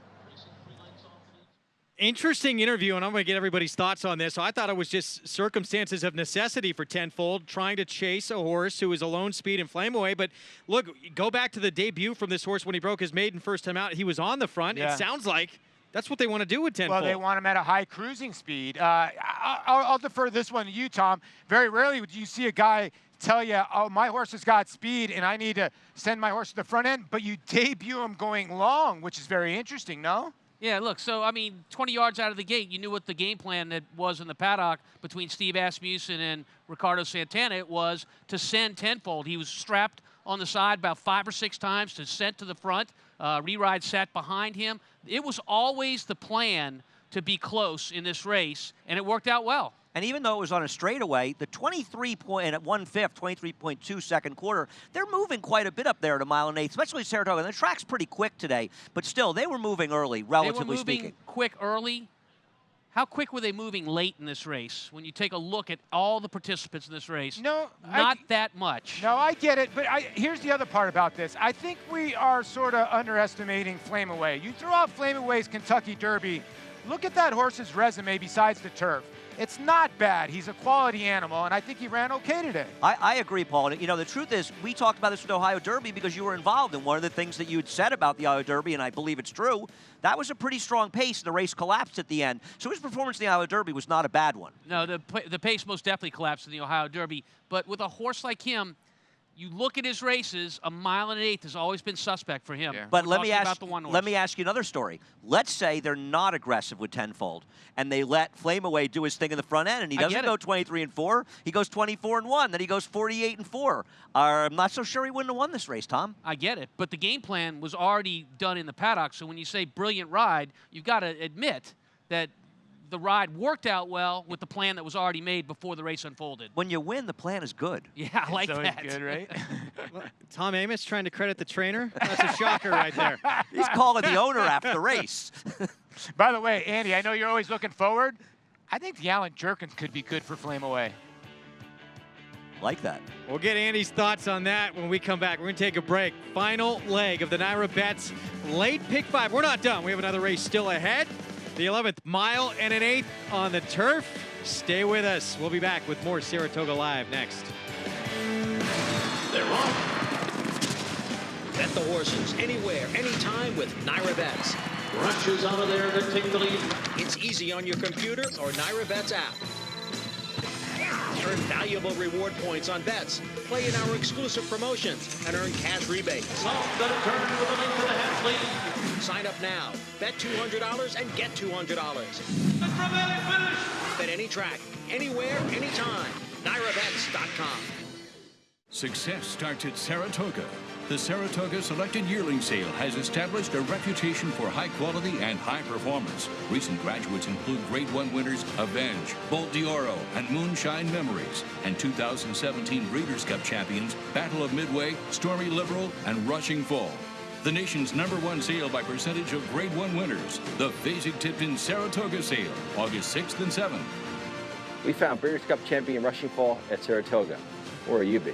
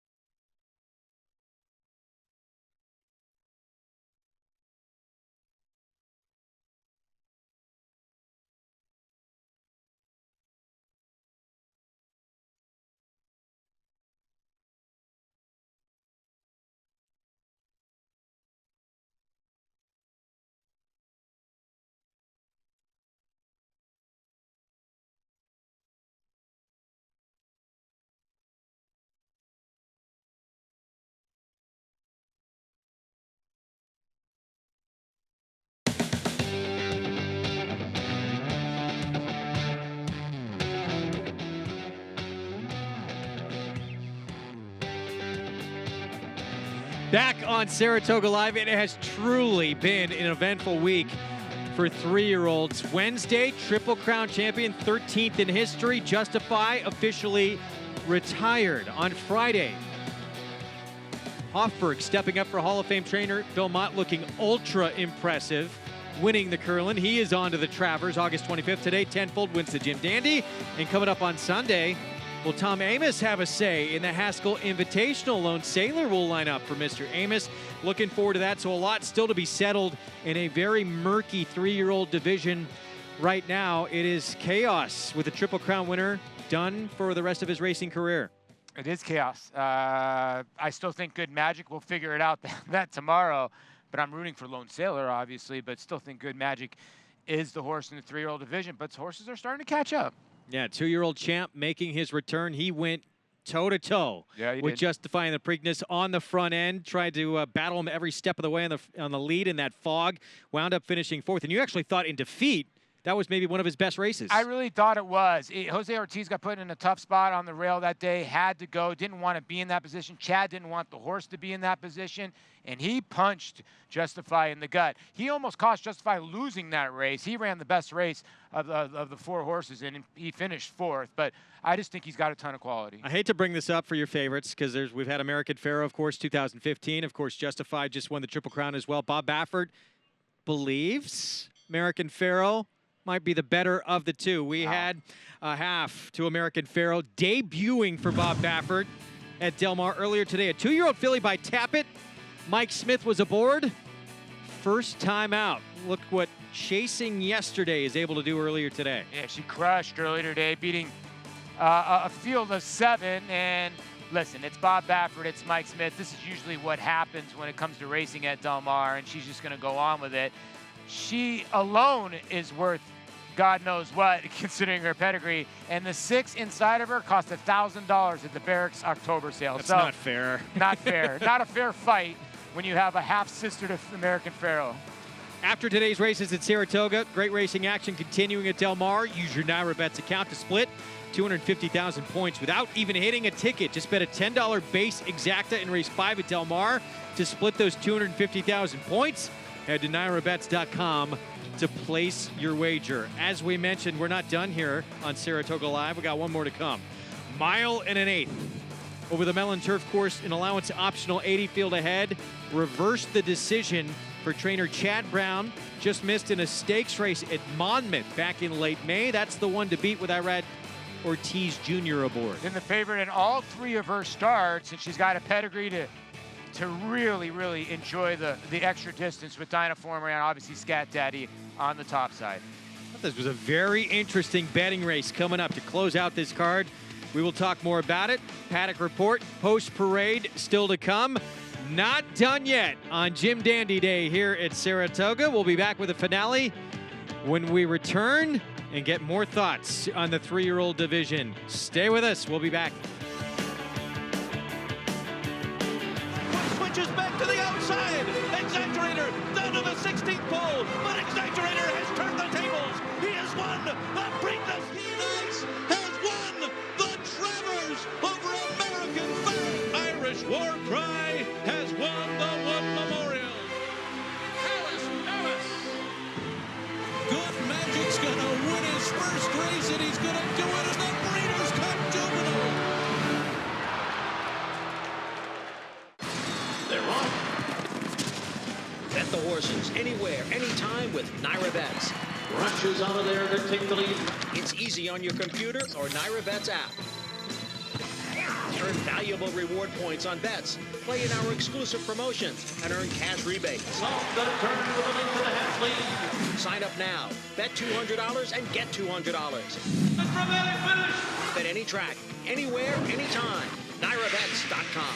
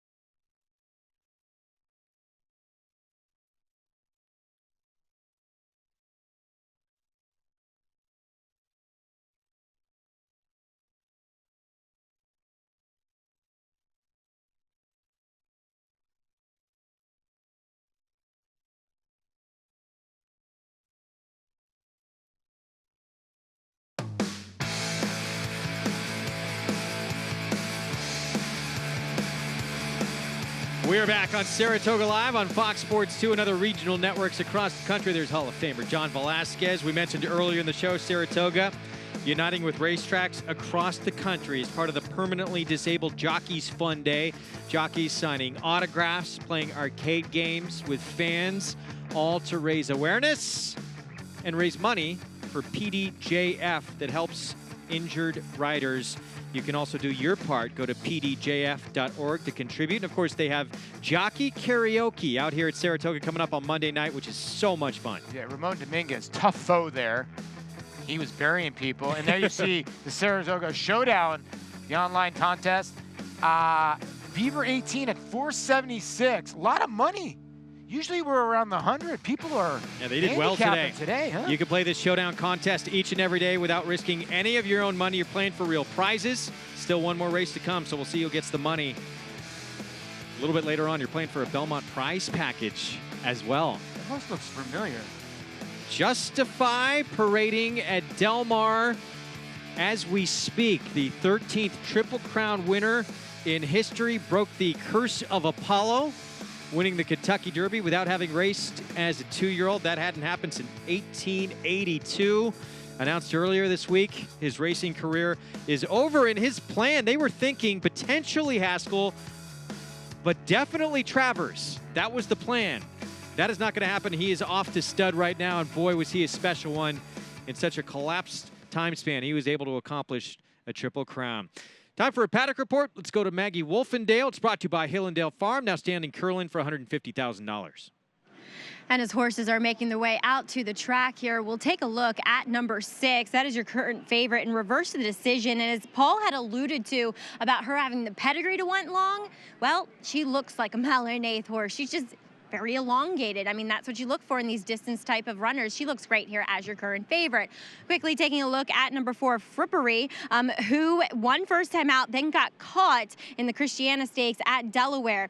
I don't know that she gets better going longer. She looks utterly fantastic for Arnaud Delacour, but I don't know about long is the answer for her. But it is the answer for number 10 in here, Cloak of Secrecy, who has been running at a mile and an 1/8. She is a little sharp. She's a little keen in here with the festivities of Saratoga maybe playing on her mind a little bit. But nonetheless, I like the way this runner's turned out. Maggie, thank you. There's Sam the Bugler with the call to post for our nightcap. And if you do think Chad Brown's filly, the 6, reverse the decision, is beatable in here, this race becomes wide open. It does. You know, the 4, Frippery, you know, Maggie's saying, I don't know about the distance. The thing about the 6 is, you know, she's a filly by Scat Daddy, and the Dynaformer on the backside. We lost Dynaformer just recently, but so much stamina in the turf world and all of the horse racing world comes from Dynaformer. Here is Maddie's Magnum to kick things off, 22-1, trained by David Dunk. Manny Franco rides. Yeah, this horse has struggled at this level in his last 5 tries. Would be a surprise here. Rawway the 2 is a 2016 Fasig-Tipton October sale graduate, trained by Mike Maker. I always respect Mike Maker, but this horse would have to improve to compete with these. Frippery, the 4, the 3 was a scratch. Joel Rosario, Arnaud Delacour, and a daughter of City Zip. Frippery's got a lot of speed. The stamina obviously is the question, but she's got some talent. 6-1 on Frippery. The 5, Sippin' Kitten, another Mike Maker runner with Javier Castellano. Coming out of a stakes place finish at Canterbury Park, one of 6 in this race that is stakes placed. Daughter of Scat Daddy, the current favorite, reversed the decision in the Silk Saklarovich stables. Chad Brown and Irad Ortiz Jr. Talent is not the question. It's a very, very talented filly, but whether or not she handles the surface well is the question. Ferdinanda on the board at 12-1 for trainer Barkley Tag. Luis Saez aboard. Yeah, beating a neck at this level, 2 back, a competitor here. Terabyte. Debut from this filly was sensational, trained by John Terranova. And the debut, while the course was listed as good, it was really closer to yielding. So she could be a long shot that may like the course. 21-1. Big price play there, potentially. Nantucket Red is the 9. Hall of Fame trainer Bill Mott sends her out. Junior Alvarado aboard. Yeah, she comes out of a fast maiden race. She's going to try to make it 2 in a row here. Cloak of Secrecy. Florent Giroux aboard for trainer Brendan Walsh, coming off a maiden score at Churchill. Now, don't kid yourself. That's a legitimate horse, and she's an overlay right here for a very sharp trainer. Cash out. The 11 has Jose Lezcano aboard for Rusty Arnold. This is another that ran a very competitive second at this level, 2 back, a player in this spot. She's the most battle-tested in this field. The 12, Too Charming. Joe Bravo rides for Tom Albertrani. She lost to the same horse that actually beat Favored Reverse the Decision in her last start when she was second in state coming out of a maiden win. And in from the also eligible is Theodosia, off the claim for Gregory DePrima. Ricardo Santana Jr. aboard. Claim for $50,000 is going to be offered today at the $80,000 level, the only horse in this field offered up for the claim. There, another look at the favorite for trainer Chad Brown. Lightly raced. She broke her maiden second time out at Aqueduct and then thrown into stakes company at Monmouth, where she just missed against a next out winner. Yeah, and it was a good effort. Dark Artist beat her that day, and she didn't have the best trip. She was 10 of 10, and she was wide going down the backside. She was 6 of 5 that day, and it looked like she was always getting there and just ran out of ground. They actually set a pretty quick pace up front, but she did run on. She beat Olders the time before that, and you know, Chad's so dangerous when they stretch out, so dangerous when his horses are fresh, and that's why she's 2 to 1. She's shown the most ability of anybody in here in that win, and Reverse Decision really is the worst to beat. But I feel like when the course is like this, you know, look at what happened. And obviously this race is on the Mellon turf course, the outer turf course, and the stake was on the inner turf course, which they say is soft. This one's yielding, but still, isn't the turf condition almost the biggest factor here, Tom, and biggest question mark? And how the pace sets up. Reverse Decision needs pace. So is Reverse the Decision going to get pace? I'm not so sure about that. And so the ones that are up close early in this race, if the pace is controlled, they hold the advantage here, like the 4 Frippery. But the Reverse Decision overcame a pretty moderate pace when she broke her maiden. So she's been able to overcome pace before. So let's talk about that for a second. These races at Saratoga, a first-level allowance race, you have 6 horses that are competing in this field that are all stakes placed. This ain't no maiden race. This is a tough race. Oh, no, I agree with you. This is a very, very tough race, and even a favorite like this, it's going to be tough. Yeah, it is. I mean, look at Ferdinanda, who I did not like, was 7 to 2 on the Morning Lion, is 12 to 1. As you know, I just don't get that. I don't think the horse should be 12 to 1. And you're looking at the 9 now, Nantucket Red, who's 7 to 1 off a maiden win. What gives, guys? Yeah, that's a good point about Ferdinand. And something else, Paul, Ferdinanda ran well on a good course, which had some real give on it at Belmont Park. So she can handle some give in the ground. She is an overlay here. I think there's a lot of directions to go in this race. But again, I think it comes back to pace and what's going to happen up front. And I do give the advantage to the horses that want to be close. The 4 horses my pick in this spot, and I'm getting 6 to 1. I'm very happy with that. Now the guys talking a lot about Ferdinanda, the 7 on the board at 12 to 1. There's a look at the 9, Nantucket Red for Hall of Fame trainer Bill Mott. She's coming off a maiden special weight victory. Let's go to Gabby Gaudette for more. Well, Greg, we're lucky enough to find a seat here to catch our breaths, that's for sure. But here with Guy and Dee Dee Snowden, the owners and breeders of the number 9 Nantucket Red. And Dee Dee, talk a little bit about Nantucket Red. You said that with all of the foals that you breed, you usually sell. What made you want to keep this filly?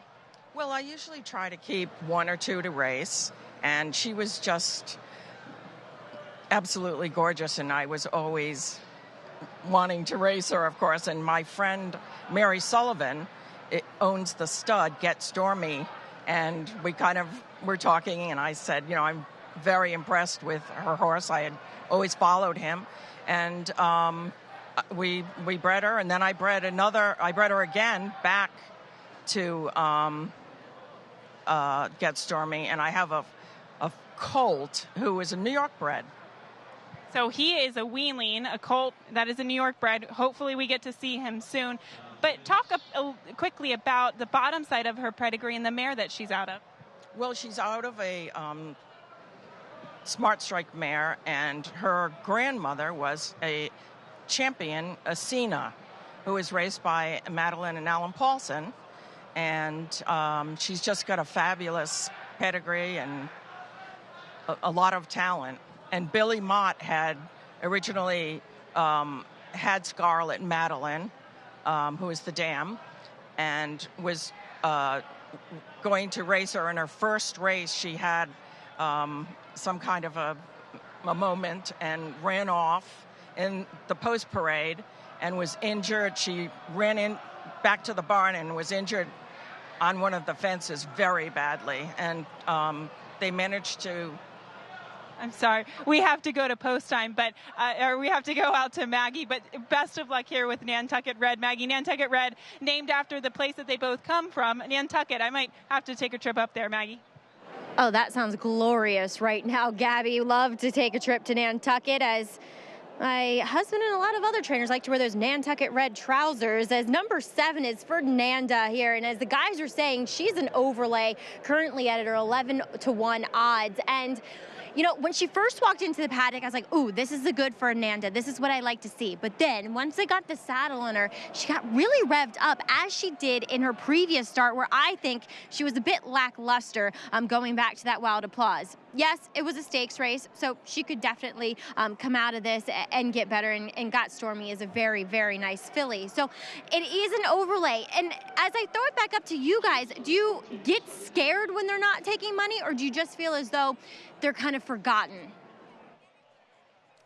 Well, never bad to get a better price, but yeah, I think sometimes it certainly makes you think twice about it, doesn't it? Well, you get forgotten a lot here at these type of meets, like at Saratoga. You're just going to get forgotten. That's the bottom line. Amen, brother. And they're going to point towards the trainers that win up here, and she makes a great point. She really does. You got to sometimes play the connections. Sometimes the connections do win here, and sometimes the connections struggle here. It's just part. It's just like any other athlete. Sometimes I struggled in different ballparks compared to certain ballparks, just like these horses. But Andy, it's always, you know, important to look at the board as well and let that help you a little bit. Yeah, I mean, yeah, obviously you wonder about horses that are dead on the board. I agree with Paul, though, and Maggie's alluding to it. I think this horse has just gotten a little bit lost. They're big fields. There's a lot going on, and that's the key to success. I mean, sometimes you think a horse is your 3rd or 4th choice, but you thought the horse would be about 6 to 8 to 1. You look at the board, it's 20, 25 to 1. It seems like those are the horses you get rewarded for betting. If you really like a horse, do not let a price scare you off. Well, my always thing is, if you like a horse, why don't you want a bigger price? Right, yeah. Exactly. Right. There's Terabyte stepping in. The 2 filly as well, Rahway, moving in for Mike Maker. And, you know, we talk about this all the time. 3-year-old fillies, a lot of these. The favorite has only started 3 times in her career. Anything can You happen. can improve a lot race to race. We will see what happens here. But Chad Brown, usually a fairly safe way to go, especially at Saratoga on the turf. His reversed the decision, the 6th. The daughter of Scat Daddy, there she is. In the Silk Saklarovich stables, she is the one to beat. Let's send it upstairs for the finale on this Saturday from Saratoga. Here's a voice in New York Racing for the call, Larry Colmus. Just a few left to load here is Too Charming and Joe Bravo about to take their position in the starting gate.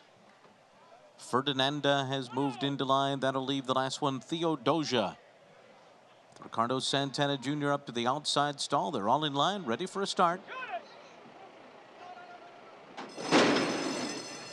They're off. And it's Rahway who comes out running, but plenty of competition early as Frippery moves up alongside, and there two are Cash Out, Too Charming and Theodosia from the far outside as they race for that first turn. Frippery's on top. Frippery is the leader, Too Charming a second, Theodosia wide into that turn in 3rd. Saving all the ground here is Cash Out, who's been guided to the inside. Terabyte is right there too. Then Cloak of Secrecy on the outside of Rahway, who tucks in 4.5 lengths off the lead. Reverse the Decision is next. Then Nantucket Red, Maddie's Magnum on the inside, Ferdinanda, and last of them all is Sip and Kitten, and the quarter was 23.49 seconds.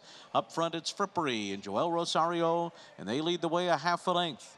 With Too Charming on the outside, pressing the pace in 2nd. Theodosia 3rd on the outside of Cash Out. Terabyte 5th between those two. Cloak of Secrecy 6th on the outside. Rahway 7th along the rail with 4.5 lengths to make up. And then it's Reverse the Decision. Followed on the outside by Nantucket Red. Maddie's Magnum is next on the inside. And then Ferdinanda and Sip and Kitten, 48.75 was the half.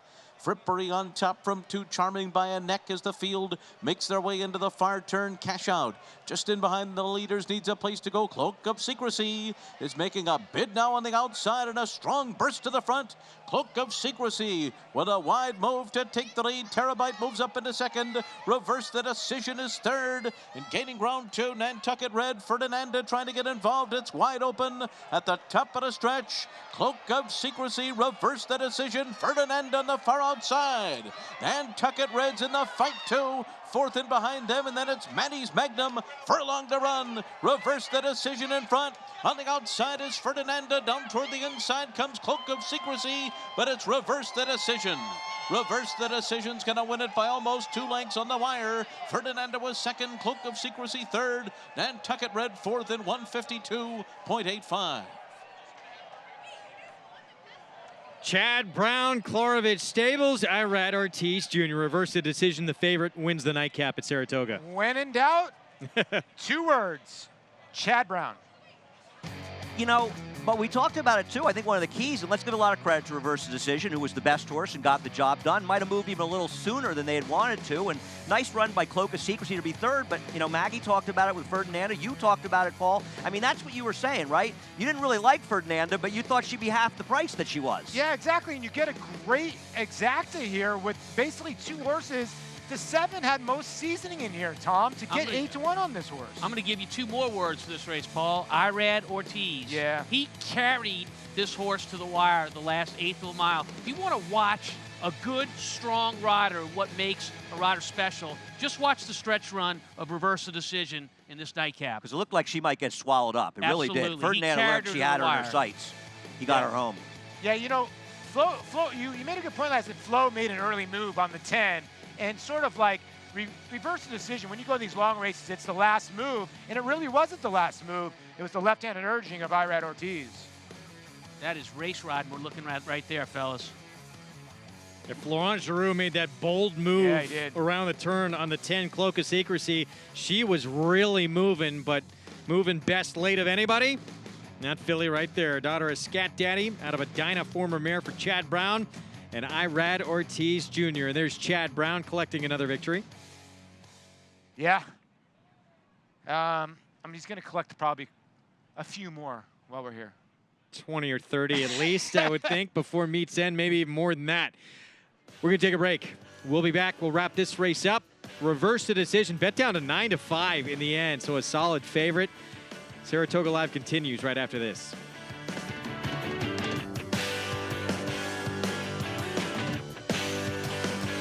His record-breaking accomplishments on the racetrack paved his way here to the Stall of Legends.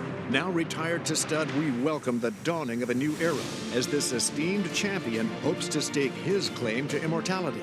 His blazing speed and striking good looks have been passed down to his remarkable first foals. Foals that will carry the flag of their famous father and one day hope to break records of their own. Medication-free and undefeated in sprint competition. Run Happy, standing at Claiborne Farm.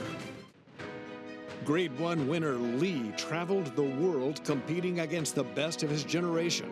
A graded stakes winner on both dirt and turf, he set a new track record in the Grade 1 Don Handicap and retired with earnings of more than $2.3 million. The sky is the limit for this promising young stallion. Lee at Claiborne Farm.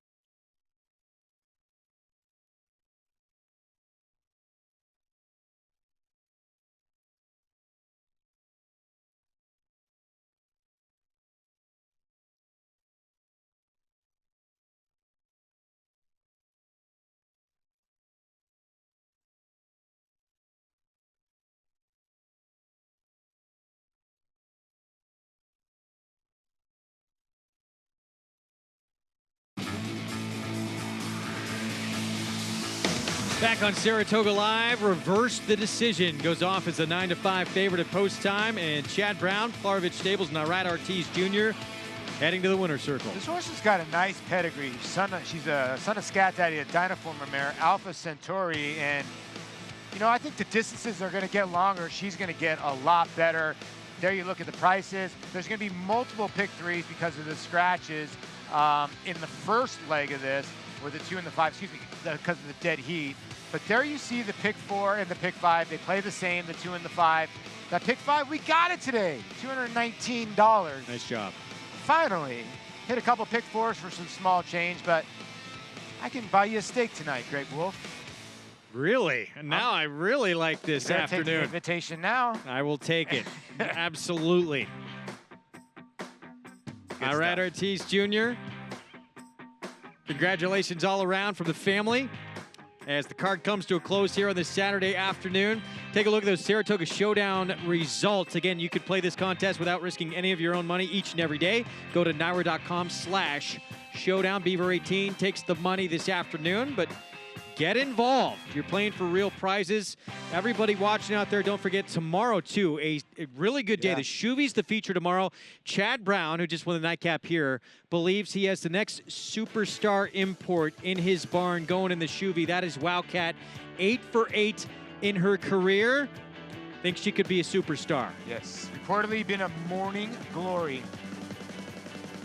That's going to do it for us. We are back at 4 Eastern. On Sunday, promises fulfilled with Supreme in the Grade 3 Amsterdam. Imperial Hint, what a performance in the Vanderbilt. We had a dead heat in the Bowling Green. And Tenfold, a little erratic in the stretch, but gets the Grade 2 Jim Dandy and on to the Travers. We will see you on Sunday.